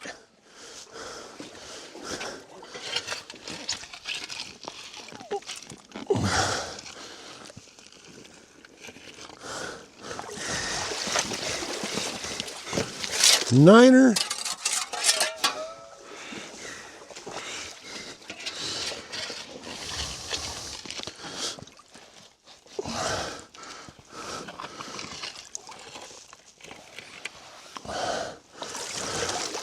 And a 10. Throw that right on top. All right. You guys want to get closer? We'll get you closer. Put you right down here in the creek. How's that? Throw a rock on the tripod. All right. Hopefully that's close enough. Want to get even closer? We'll lower you down. All right. So, again, first things first, just going to quick hand wash and dig out these big rocks, right? So we don't need them big rocks in there. Sorry, puppy. I just splashed my doggy. Didn't mean to. Yeah. Oh, I forgot your blanket today. Get in that tub and lay down. That's dry. I'll get her in there. You watch. All right. That's some sandstone. Super sandstone. It even looks like it wants to split. Let's see. Maybe it looks like it wants. Oh, it did. It did. Here's sandstone sandwich. Looky there. Just in case there's some gold trapped in there. Cool. Break some more. There we go. So, all right. A couple another big ones in here. That's a neat looking black rock. That looks kind of granity. Another granity looking one. Another granitic looking rock. This one's got that red staining in it. Look at that red stains. So, oh, the wife's going to like this. They got all these rocks right here. Look at that. Almost look like another megalodon tooth. Holy cow, that would have been cool. What are the chances of finding 2 megalodon teeth in the same creek in Wisconsin? I'm thinking it's pretty slim. All right. These ones are really neat too. They got all these little intrusions in there. And when I cut and polish these, those intrusions really shine. And normally when I find these, they're green or black. So this is the first orange one I found. That's going home. That's worth it all day long. All right, so a couple more big guys in here. Get them out. You see I got a little bit of dirt up here yet. The rocks we're holding. I think that's what this stick is for. Oh yeah, look at that. Look at that dirt working its way right to the bottom. Get aggressive with it. Get that gold to drop down. Get that rock out of there. The rest of these all appear to be pretty clean. What's this guy? I'm always looking for more of them cool green rocks with the inclusions in them because they look so neat when I make slabs out of them, but I don't think that was one. I don't think that's one either. Oh, there. Is that a piece of gold? Wouldn't that be cool if it was? Yeah, well, it fell off, so I doubt it was. Okay. Oh, there's a little bit of dirt there we want down in.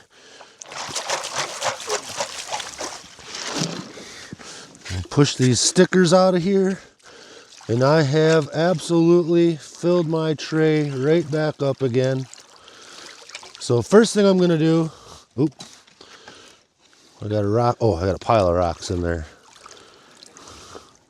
First thing I'm gonna do is push all this stuff to the top, get this closed, and I'm gonna shake her up, try to work any gold down, and then I'm gonna do that classifier thing right away again, because it's pretty full in there.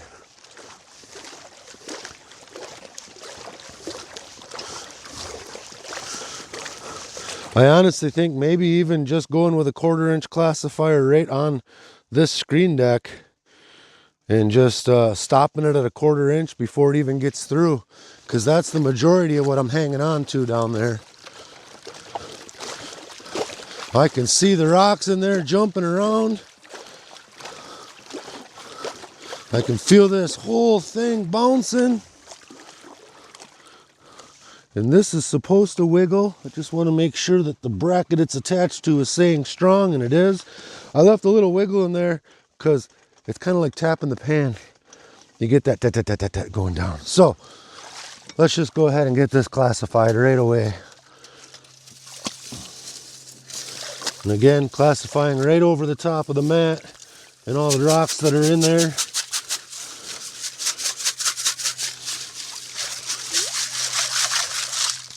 Yeah. So I definitely think 1/4 inch screen instead of a 1/2 inch screen would be better. And I was going to make it with the 1/4 inch screen right away, but I didn't think it would be strong enough. But if I just set it on top of that 1/2 inch screen, then it'll be strong enough. So the next time you see this in a creek, it's going to have one. And that'll just be the end of that. No more of this step.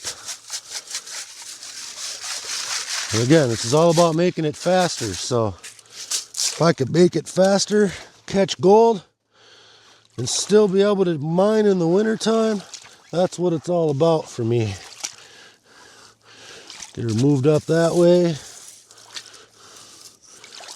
Pushing a big pile of it in there this time.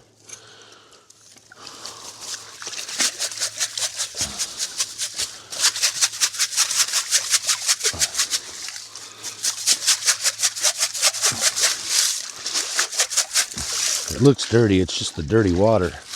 All right. So what else is in there? That's 30 shovels full. I think just for the sake of getting her done, I am going to go ahead and work this as much as I can. And then I'm going to go ahead and do a clean out, because what's going to happen is the next time I put 10 shovels in, I'm going to have to repeat that same process. So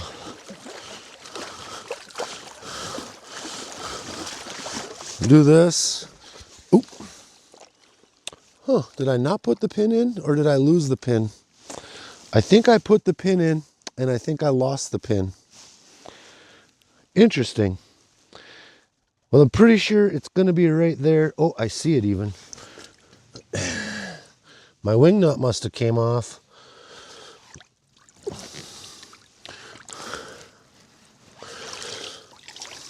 And I'm sure that's down there too, but I don't really need the wing nut as much as I need the pin.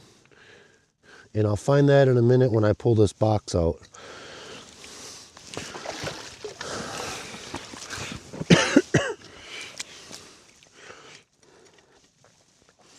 There's a hole somewhere right there. That'll lead to another hole.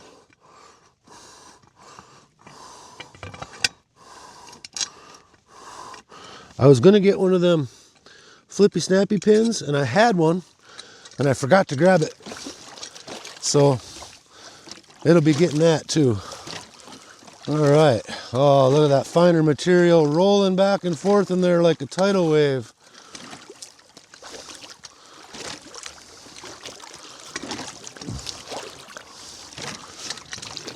I like it. I like it a lot. I just saw a whole bunch of them concentrates disappear from the box.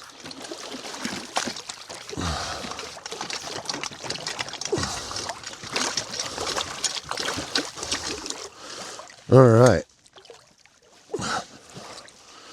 So now I have to get this up into that pan so I can do a clean out and then do a clean out and then do a clean out.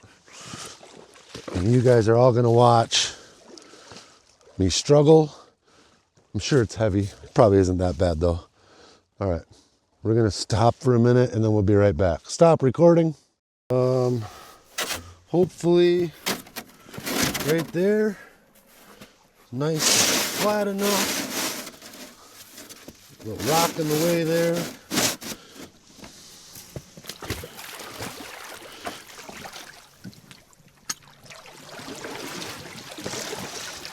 It's really not that heavy if I was picking it up and not hitting my feet with the rockers. There we go.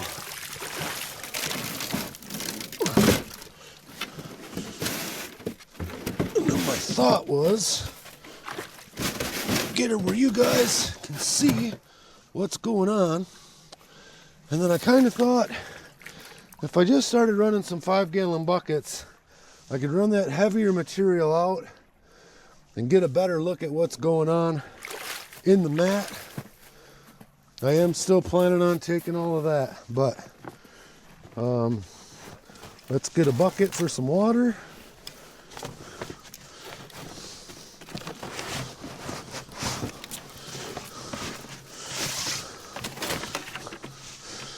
Hey, puppers.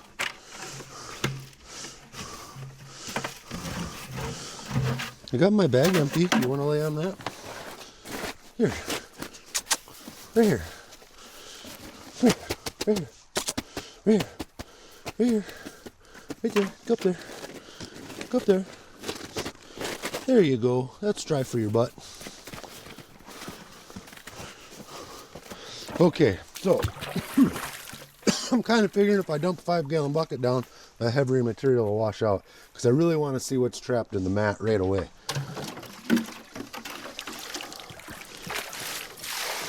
Oop.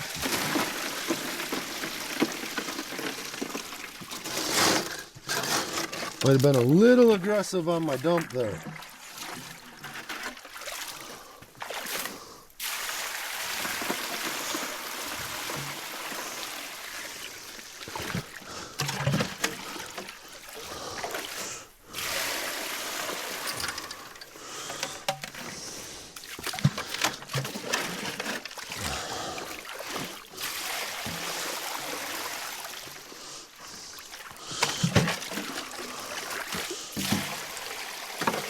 I see the mat there. Probably blowing all the gold right out of it. But that's okay too, because it's all down in there. All right. The stickers, guys. The stickers are kind of holding up, but they're doing what I thought they would do. They look good for the first part of the video. They're not looking so hot now. Ooh, one of the pins. Oh, 2 of the pins come out. Boy, we got all kinds of failures going on here. I never considered that. The pins are coming out of my hinges, which means down here in the water somewhere, there's not only a wing nut I gotta find, there's a hinge pin. And of course, I've been dumping rocks on top of where it would have landed. I see the wing nut. I have the wing nut, which doesn't impress me at all. I want the pin. I do have one more hinge at home, so not the end of the world if I don't find the exact pin. I have a replacement, but I never even thought them pins came out of there.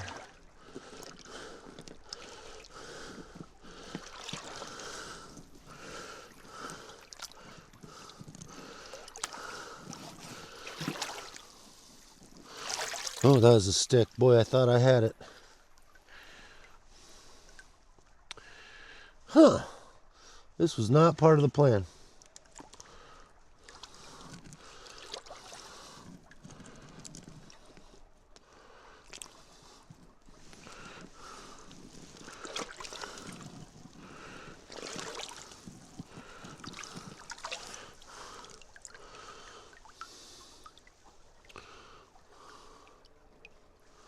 Definitely not part of the plan. Well, I'll look again in a minute. Right now, I want to know if I got any gold. So, we will put the wing nut back on here. Actually, I'm going to go ahead and pull this pin right out, put the wing nut in, and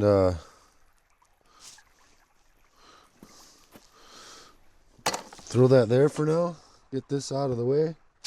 That way I don't have that to fight with that in a second here. So, back to what I was doing. Let's go ahead and get this pin back in. Maybe it won't go in, but should be able to see if there's any gold in this, but maybe not. I definitely am gonna need better classification and maybe figure out some way to help keep that lighter stuff agitated so that it does flow away with the current.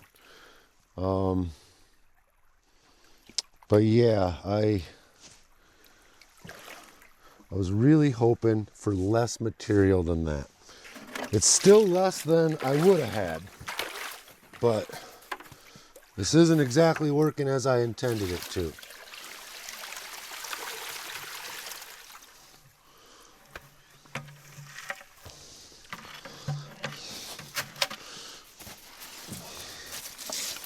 I'm going to do that one more time. That worked pretty good. Hey, where are you going?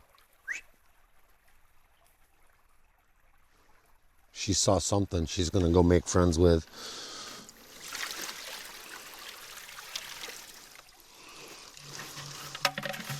All right. Now, most of me thinks that that motion I just did is going to blow any gold out of this mat right down. But it also could have exposed gold, so that's what I'm looking for right now. We're going to do one more rinsey rinse.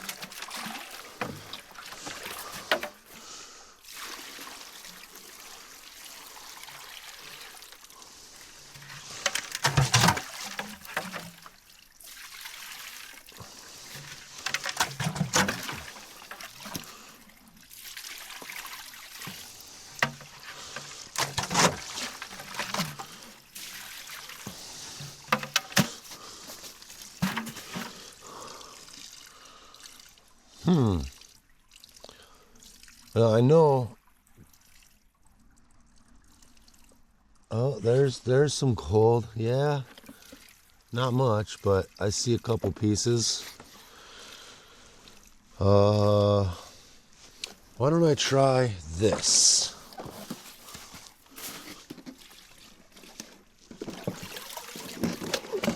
Oh, it ain't gonna quite fit in there. There we go. That's what I wanted. Little cascading washing action there. Just to see what I could see.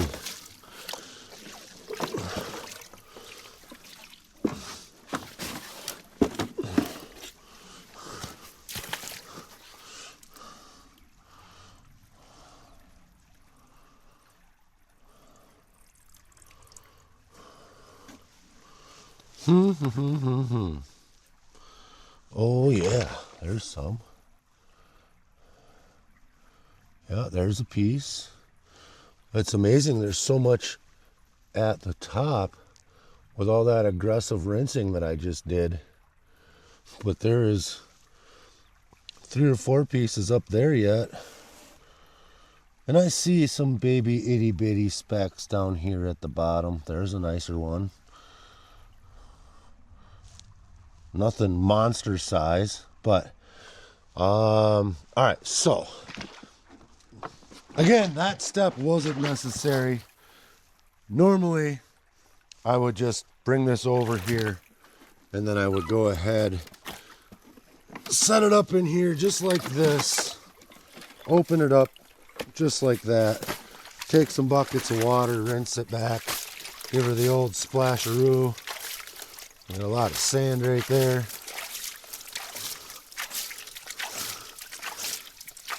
And basically, I would think that I wouldn't even have to get this mat all the way clean.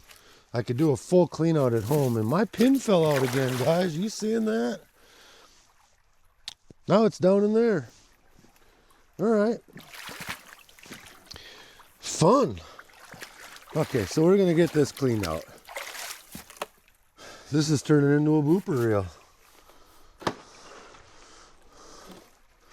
I don't want to break it. Okay.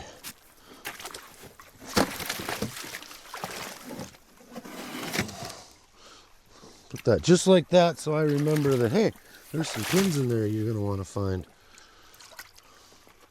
There's one. Maybe the other one's in here too. Maybe it fell off right when I put it up in here.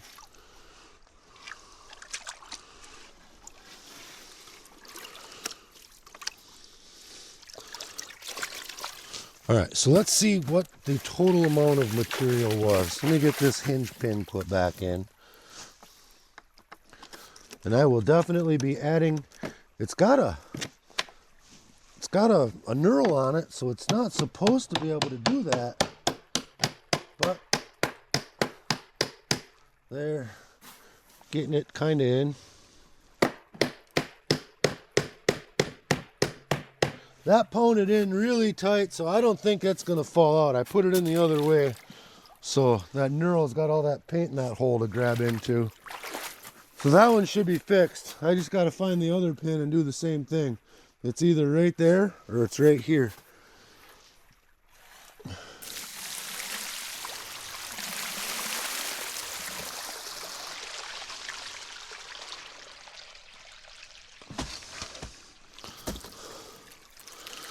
So I would say that's fairly concentrated.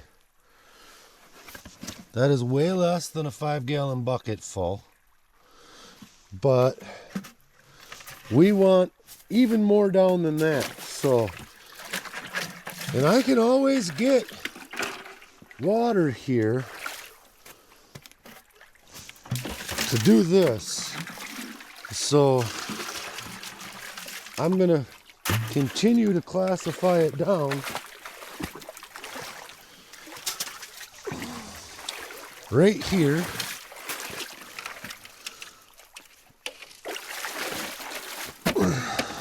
And we'll get even more of this material out of here by running it through my normal methods. Like I said, the whole point of this is to bring as much supercons back to the house at the end of the day as possible. And I think right now the best plan would be to put a smaller classifier on that screen, and then I would eliminate much of this step right here. But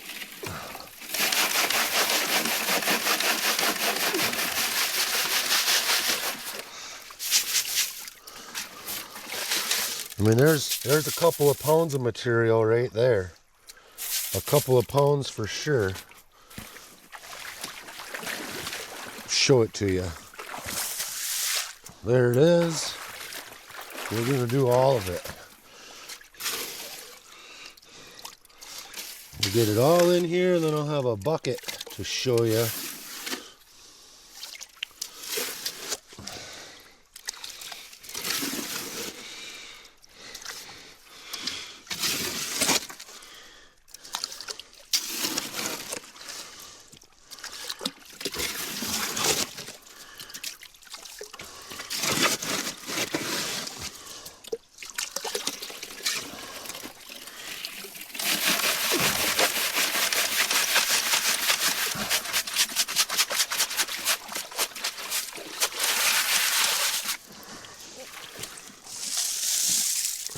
Another pound or so.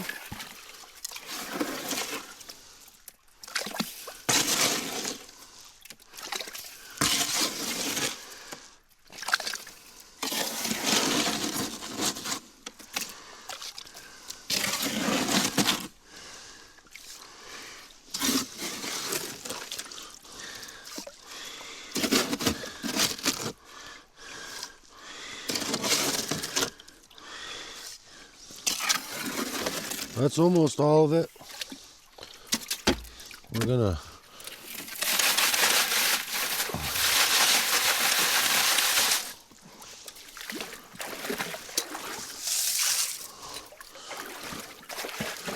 I think at this point now, I'm going to set this bucket outside of the box and dump it right into the box. And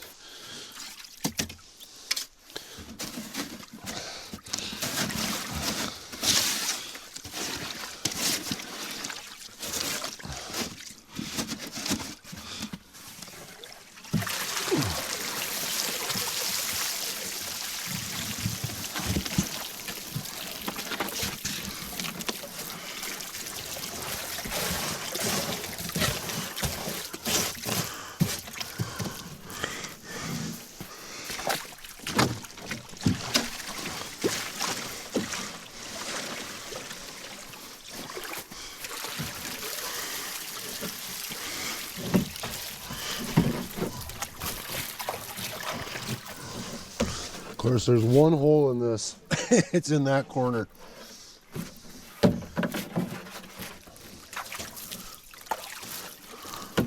That's clean as it needs to be. If there's a speck or two of gold I missed, it's not going to make that much of a difference.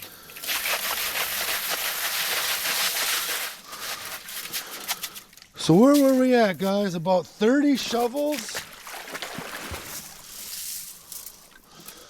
30 shovels classified down with relative ease. And that turned into half a 5-gallon bucket of super concentrated material that I really think I don't want to carry that to the truck today. Now some days it's too cold here to pan and I wouldn't have a choice. I'd have to carry that out or I'd have to pan frozen material or frozen conditions. But today I'm fortunate enough that it's like 35 degrees or better. And I can just go right on ahead and pan that material out right now. And I'm just going to pan right here. Safety pan it, just in case I feel like I might have lost something. If I sneeze. And that's going to be fairly sandy material. So it should pan pretty quickly. And let's use the XP. So before I start panning, I'm going to stop recording. And then I just reset that camera again. Just making another video file so the data is a little easier to maintain. And I'm trying to find a spot to get you guys stuck in here. Get you down as close as you can be. And then we'll even give you a little better angle on the dangle there. And you can watch me pan. So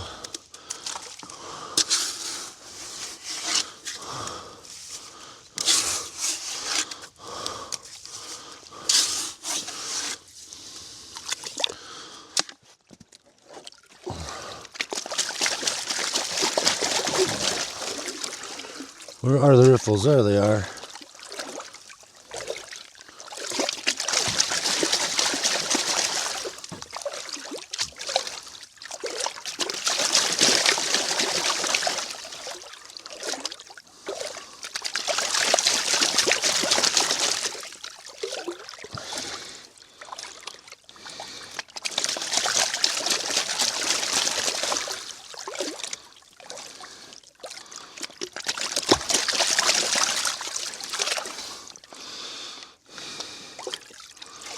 Yeah, we'll do one more. Why not? Okay, call that good. Glacial Gold Hunter calls this speed panning. Knocks them down, puts them back.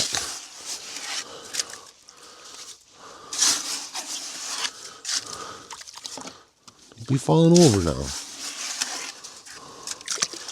That's over half of the material so far.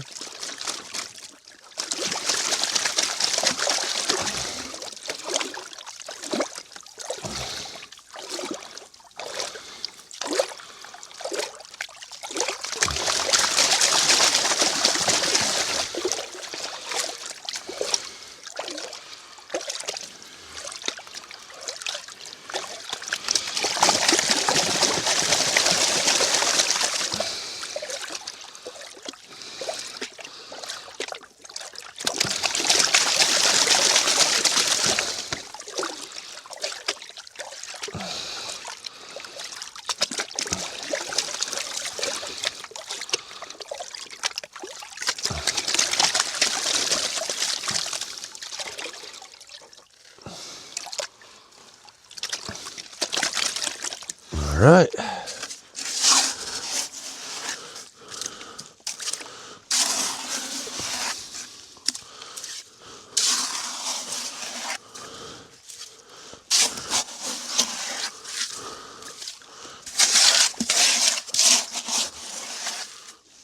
think that'll be, I'll get it all in one more, maybe not.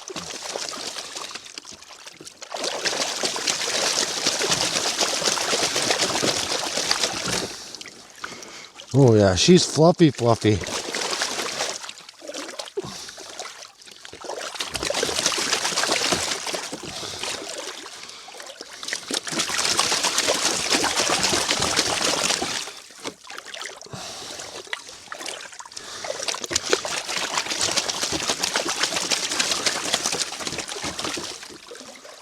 Where did, oh, they're there.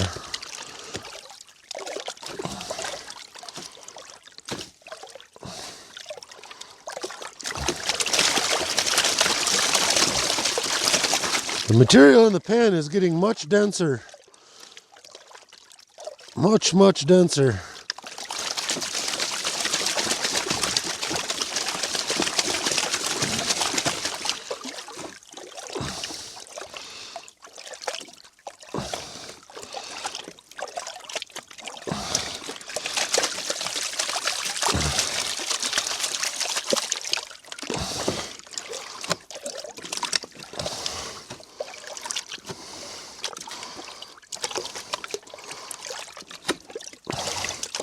I'm also having a problem with lack of water or depth. All right. Probably going to take 2 more tries to get her all ran.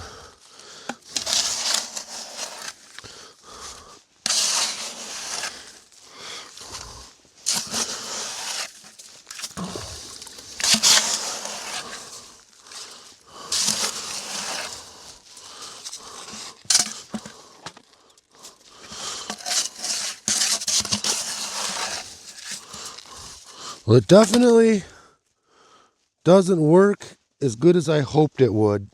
It doesn't work as good as it looks. But I think with a few modifications, it's still going to be very useful. Is my thoughts at this point, before I even know if I caught any gold or not. Which I'm pretty sure I caught gold.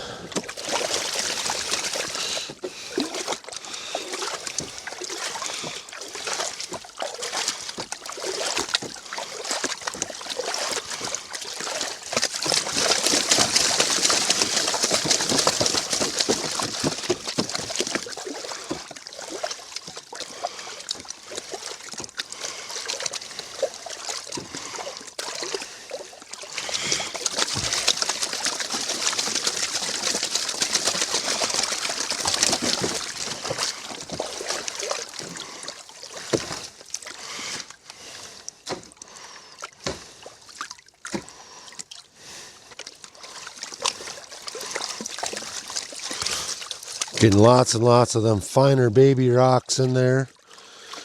A lot of darker material showing its face. All right, that'll be enough to get the last of this in there.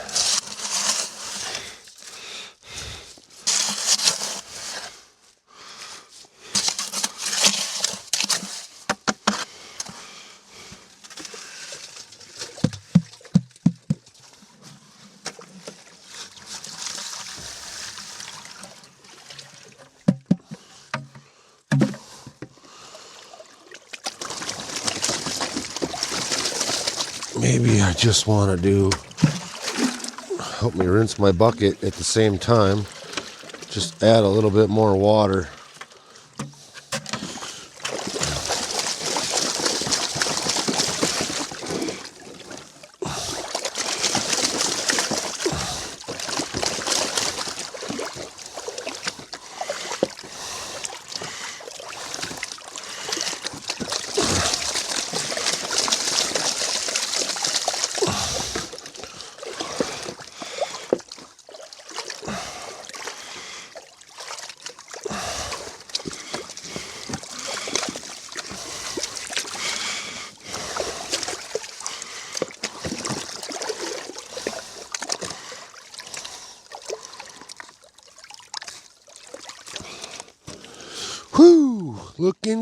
so far.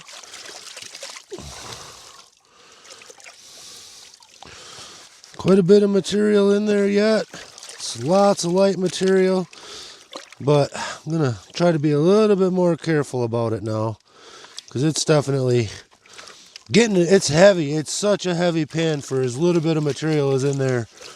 I got all the heavies in there. But say I was to quit right now and take that home, I got that much material. So I have concentrated 30 shovels between a little bit of panning and my new rocker box bassinet classifier. I've condensed 30 shovels into that, an inch of pay dirt at the bottom of an XP pan. But we're gonna keep going. Now if it was 22 degrees out, like last time or a couple times ago when I was here, I would be scooping this into a cons container at this point. Because when you got to this point, when you started thinning your water out and you'd run the water around the pan like that, it would freeze up. And then it would go back through and that ice would grab your gold.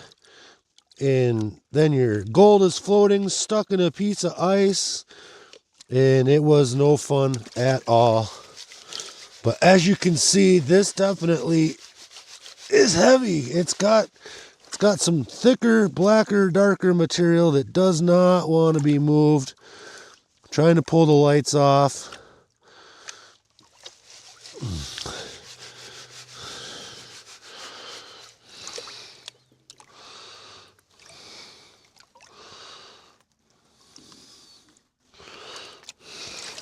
Don't quite think I could pull it back yet.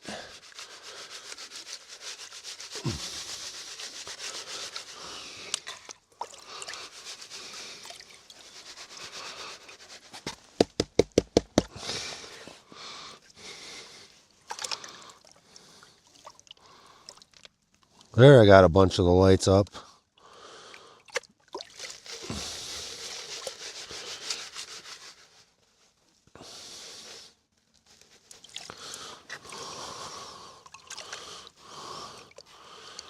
Oh, we're getting close. We're getting close to a reveal.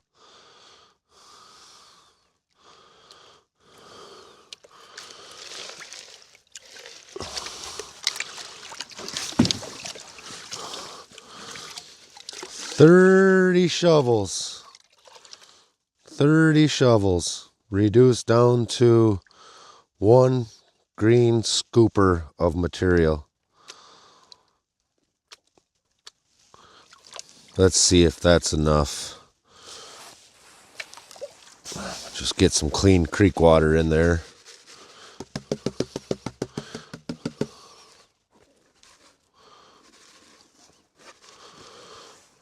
Of course, we know I'm not going to see all of it.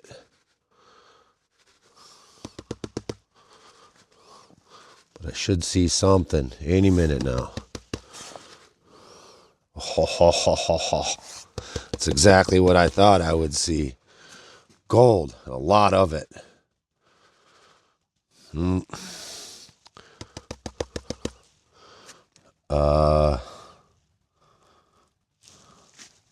I think I got some floaters. So just in case,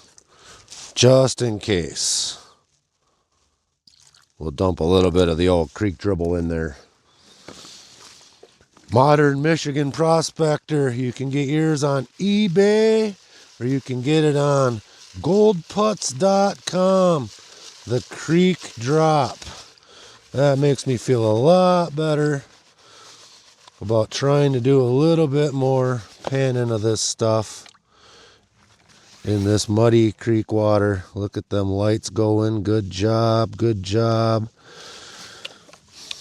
Now, if I was good enough to do that neat little flower gold wizard trick, I could get all them rocks off the backside, but I'm not. You're watching me pan. This is the best I can do. I'm pretty good. I'm better than a lot of people I know. I'm getting better all the time, but I'm not the best panner in the world. for sure. But there we go. We got to reduce down even more. Try to get this tossed back. Make sure I'm taking everything back down the staircase with me.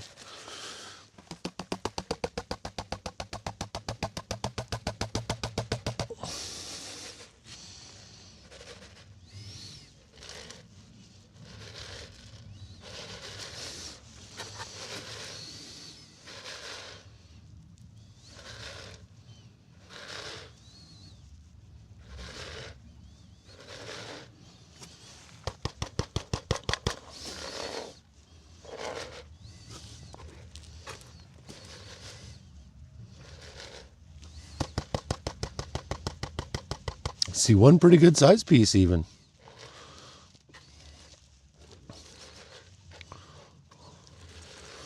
I think I'll even be able to show it off on the camera. My first gold of 2026, y'all. Right there before my eyes.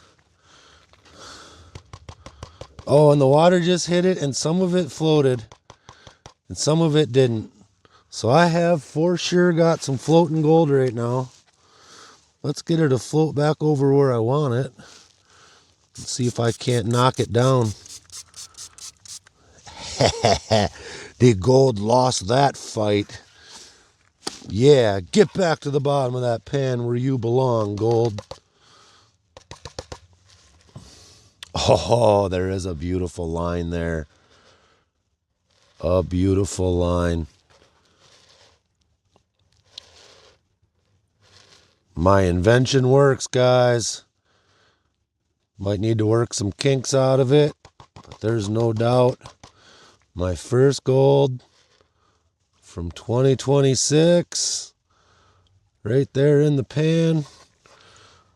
The creek drop stopped all my floaters on the spot, sunk them down. I'm going to go ahead and dump that water right out because I don't think there's any gold in it. No, I do think there's still gold in this material in the pan. But I've got enough right here to show you guys. I will get it right up close and personal for you. So hopefully this camera sees it. And then I'll set it down and do a super zoom video with my cellular device to insert at a later point here. But we got a piece of gold there. Couple bigger pieces there, little itty freckles and speckles all the way across through there. Couple pieces right there. There's even some down in that corner, and I seen some down in that corner. If I was to count them quick, 1, 2, 3, 4, 5, 6, 7, 8, 9, 10, 11, 12, 13, 14, 15, 16, 17, 18, 19, 20, 21, 22, 23, 24, 25, 26, 27, 28, 29, 30, 31, 32, 33, 34, 35, 36, 37, 38, 39, 40, 41. A bunch of really tiny ones, we'll say 45. And then one really big one, we'll say 46, 47, 48, 49, 50, 51, 52, 53, 54, 55, 56, 57. So that's about 1.5 colors per shovel. And that's just what I got on top. You know there's gold down in here because you saw my panning abilities aren't that great. So I'm super happy. Let's do one more little test here. We're going to put some more fresh creek water in there. Work it around. I'm going to go back and forth. I am intentionally trying to make this gold float. Boy, the residuals of that creek drop are in there. That gold isn't picking up at all. I was going to get it to float so I could spray it and knock it down again, but it's still treated from the last round, I guess. How cool is that? Normally, if I did what I just did, there would be a line of floating gold. I'm just panning this back a little bit to get that pretty smile. I did manage to get it all tapped into a line. And then we're going to set this down, get my other camera out, take a picture. All right, guys, as promised, here is your super zoom. That's one of the bigger pieces, surrounded by some really cool ones. And then look at that whole Starfield pile. And there's a couple more going across this way, some over there. Pieces all the way over into there. There's another good size one. A little bit of ice. That's what ice looks like really up close. And then there's a little bit right there. You can see a speck right on the edge. And I know over on this side there was some right on the edge. So again, an incredible amount of gold. And you're not quite seeing all of it, but you're seeing as much as I can show you right now. Awesome. It works. And I think that's going to wrap it up for this.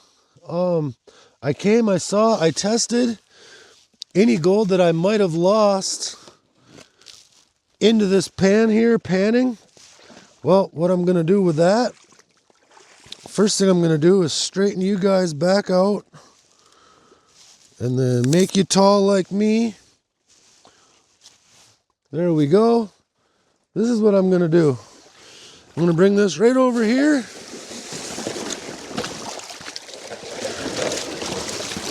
I'm going to put it right back where I found it. So if I missed any, you come dig in that spot, get it back.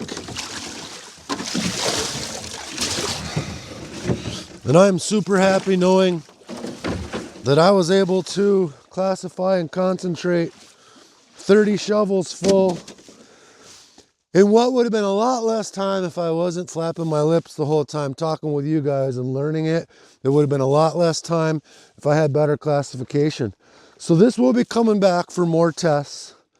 And I will definitely be doing it like that with the less classification, or with more classification. And I'm also curious if I can't maybe try to set it where we're able to sluice there and run a chute, let's say, to carry the water to the top of this, so the water drops down in and then I can just shovel rocks into it and the water will fall down and run material right out the end.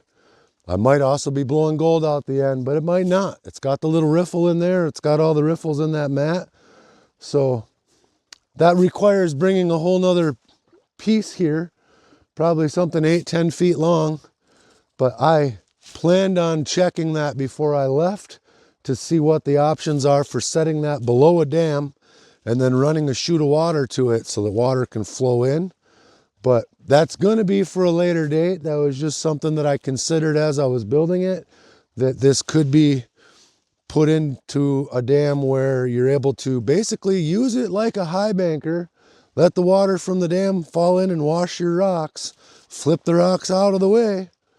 But that also means you got to have a dam right next to where you're planning on digging, at least within shovel's reach like I just was today. So I thank you guys so much. Let's talk about these stickers. Look over here. Oh, I'll come over by you guys. The stickers, they got water stain. There's no doubt about it. They didn't last like mine and James's real sticker did. The Modern Michigan Prospector sticker, that hardly looks faded at all. The Red Dirt Nation, I can definitely see. Glacial Gold Hunter, that one got scratched and tore up. The super cool Flower Gold Wizard sticker. Oh, by the way, don't touch them, they rip. But I didn't think that was too bad for shipping labels that I had laying around and a little quick. Now what I did do is I printed one of each of these and stuck them up on my wall in my studio there. So there was more to it than that. And hopefully I'll get real replacement stickers from each one of those fine people. And I'll get them stuck on here and we won't have to worry about that. But we wanted to know, how long will a mailing label sticker last in the creek? It'll last for 30 shovels. So there we go. I'm going to go ahead and get this set back. I've got to find my pin. It wasn't in there. I'll be doing some digging there before I throw all them rocks back in that hole. And I'll probably throw some of these rocks in that hole, or at least in the one further down, because I'm sure if I get to come here again, I'd like to dig there again. So, and if you guys are coming to Nugget Lake, it's right there, just up a little bit from the bent tree. And enjoy digging that hole all you want. I've proved 3 weeks in a row now there's gold there. So thank you very much.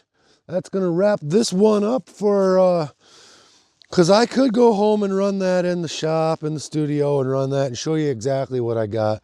But I think that's enough proof right there. I will save that for the next time I'm on a live. I'll do that. Or I did promise Curtis I was going to send him some material from Nugget Lake. So maybe I'll send that to Curtis. Curtis, if you're watching, leave a comment. Say, yeah, send me that gold. Could be the next thing coming towards you. And I'll fill her full of a bunch of other fun stuff. I said it's not a lot, but it's something. Anyhow, appreciate everybody for all the support. Thanks for watching my channel. Thanks for watching me on the Red Dirt Nation channel. If you want to get in on this contest, I'll throw that information up again right there.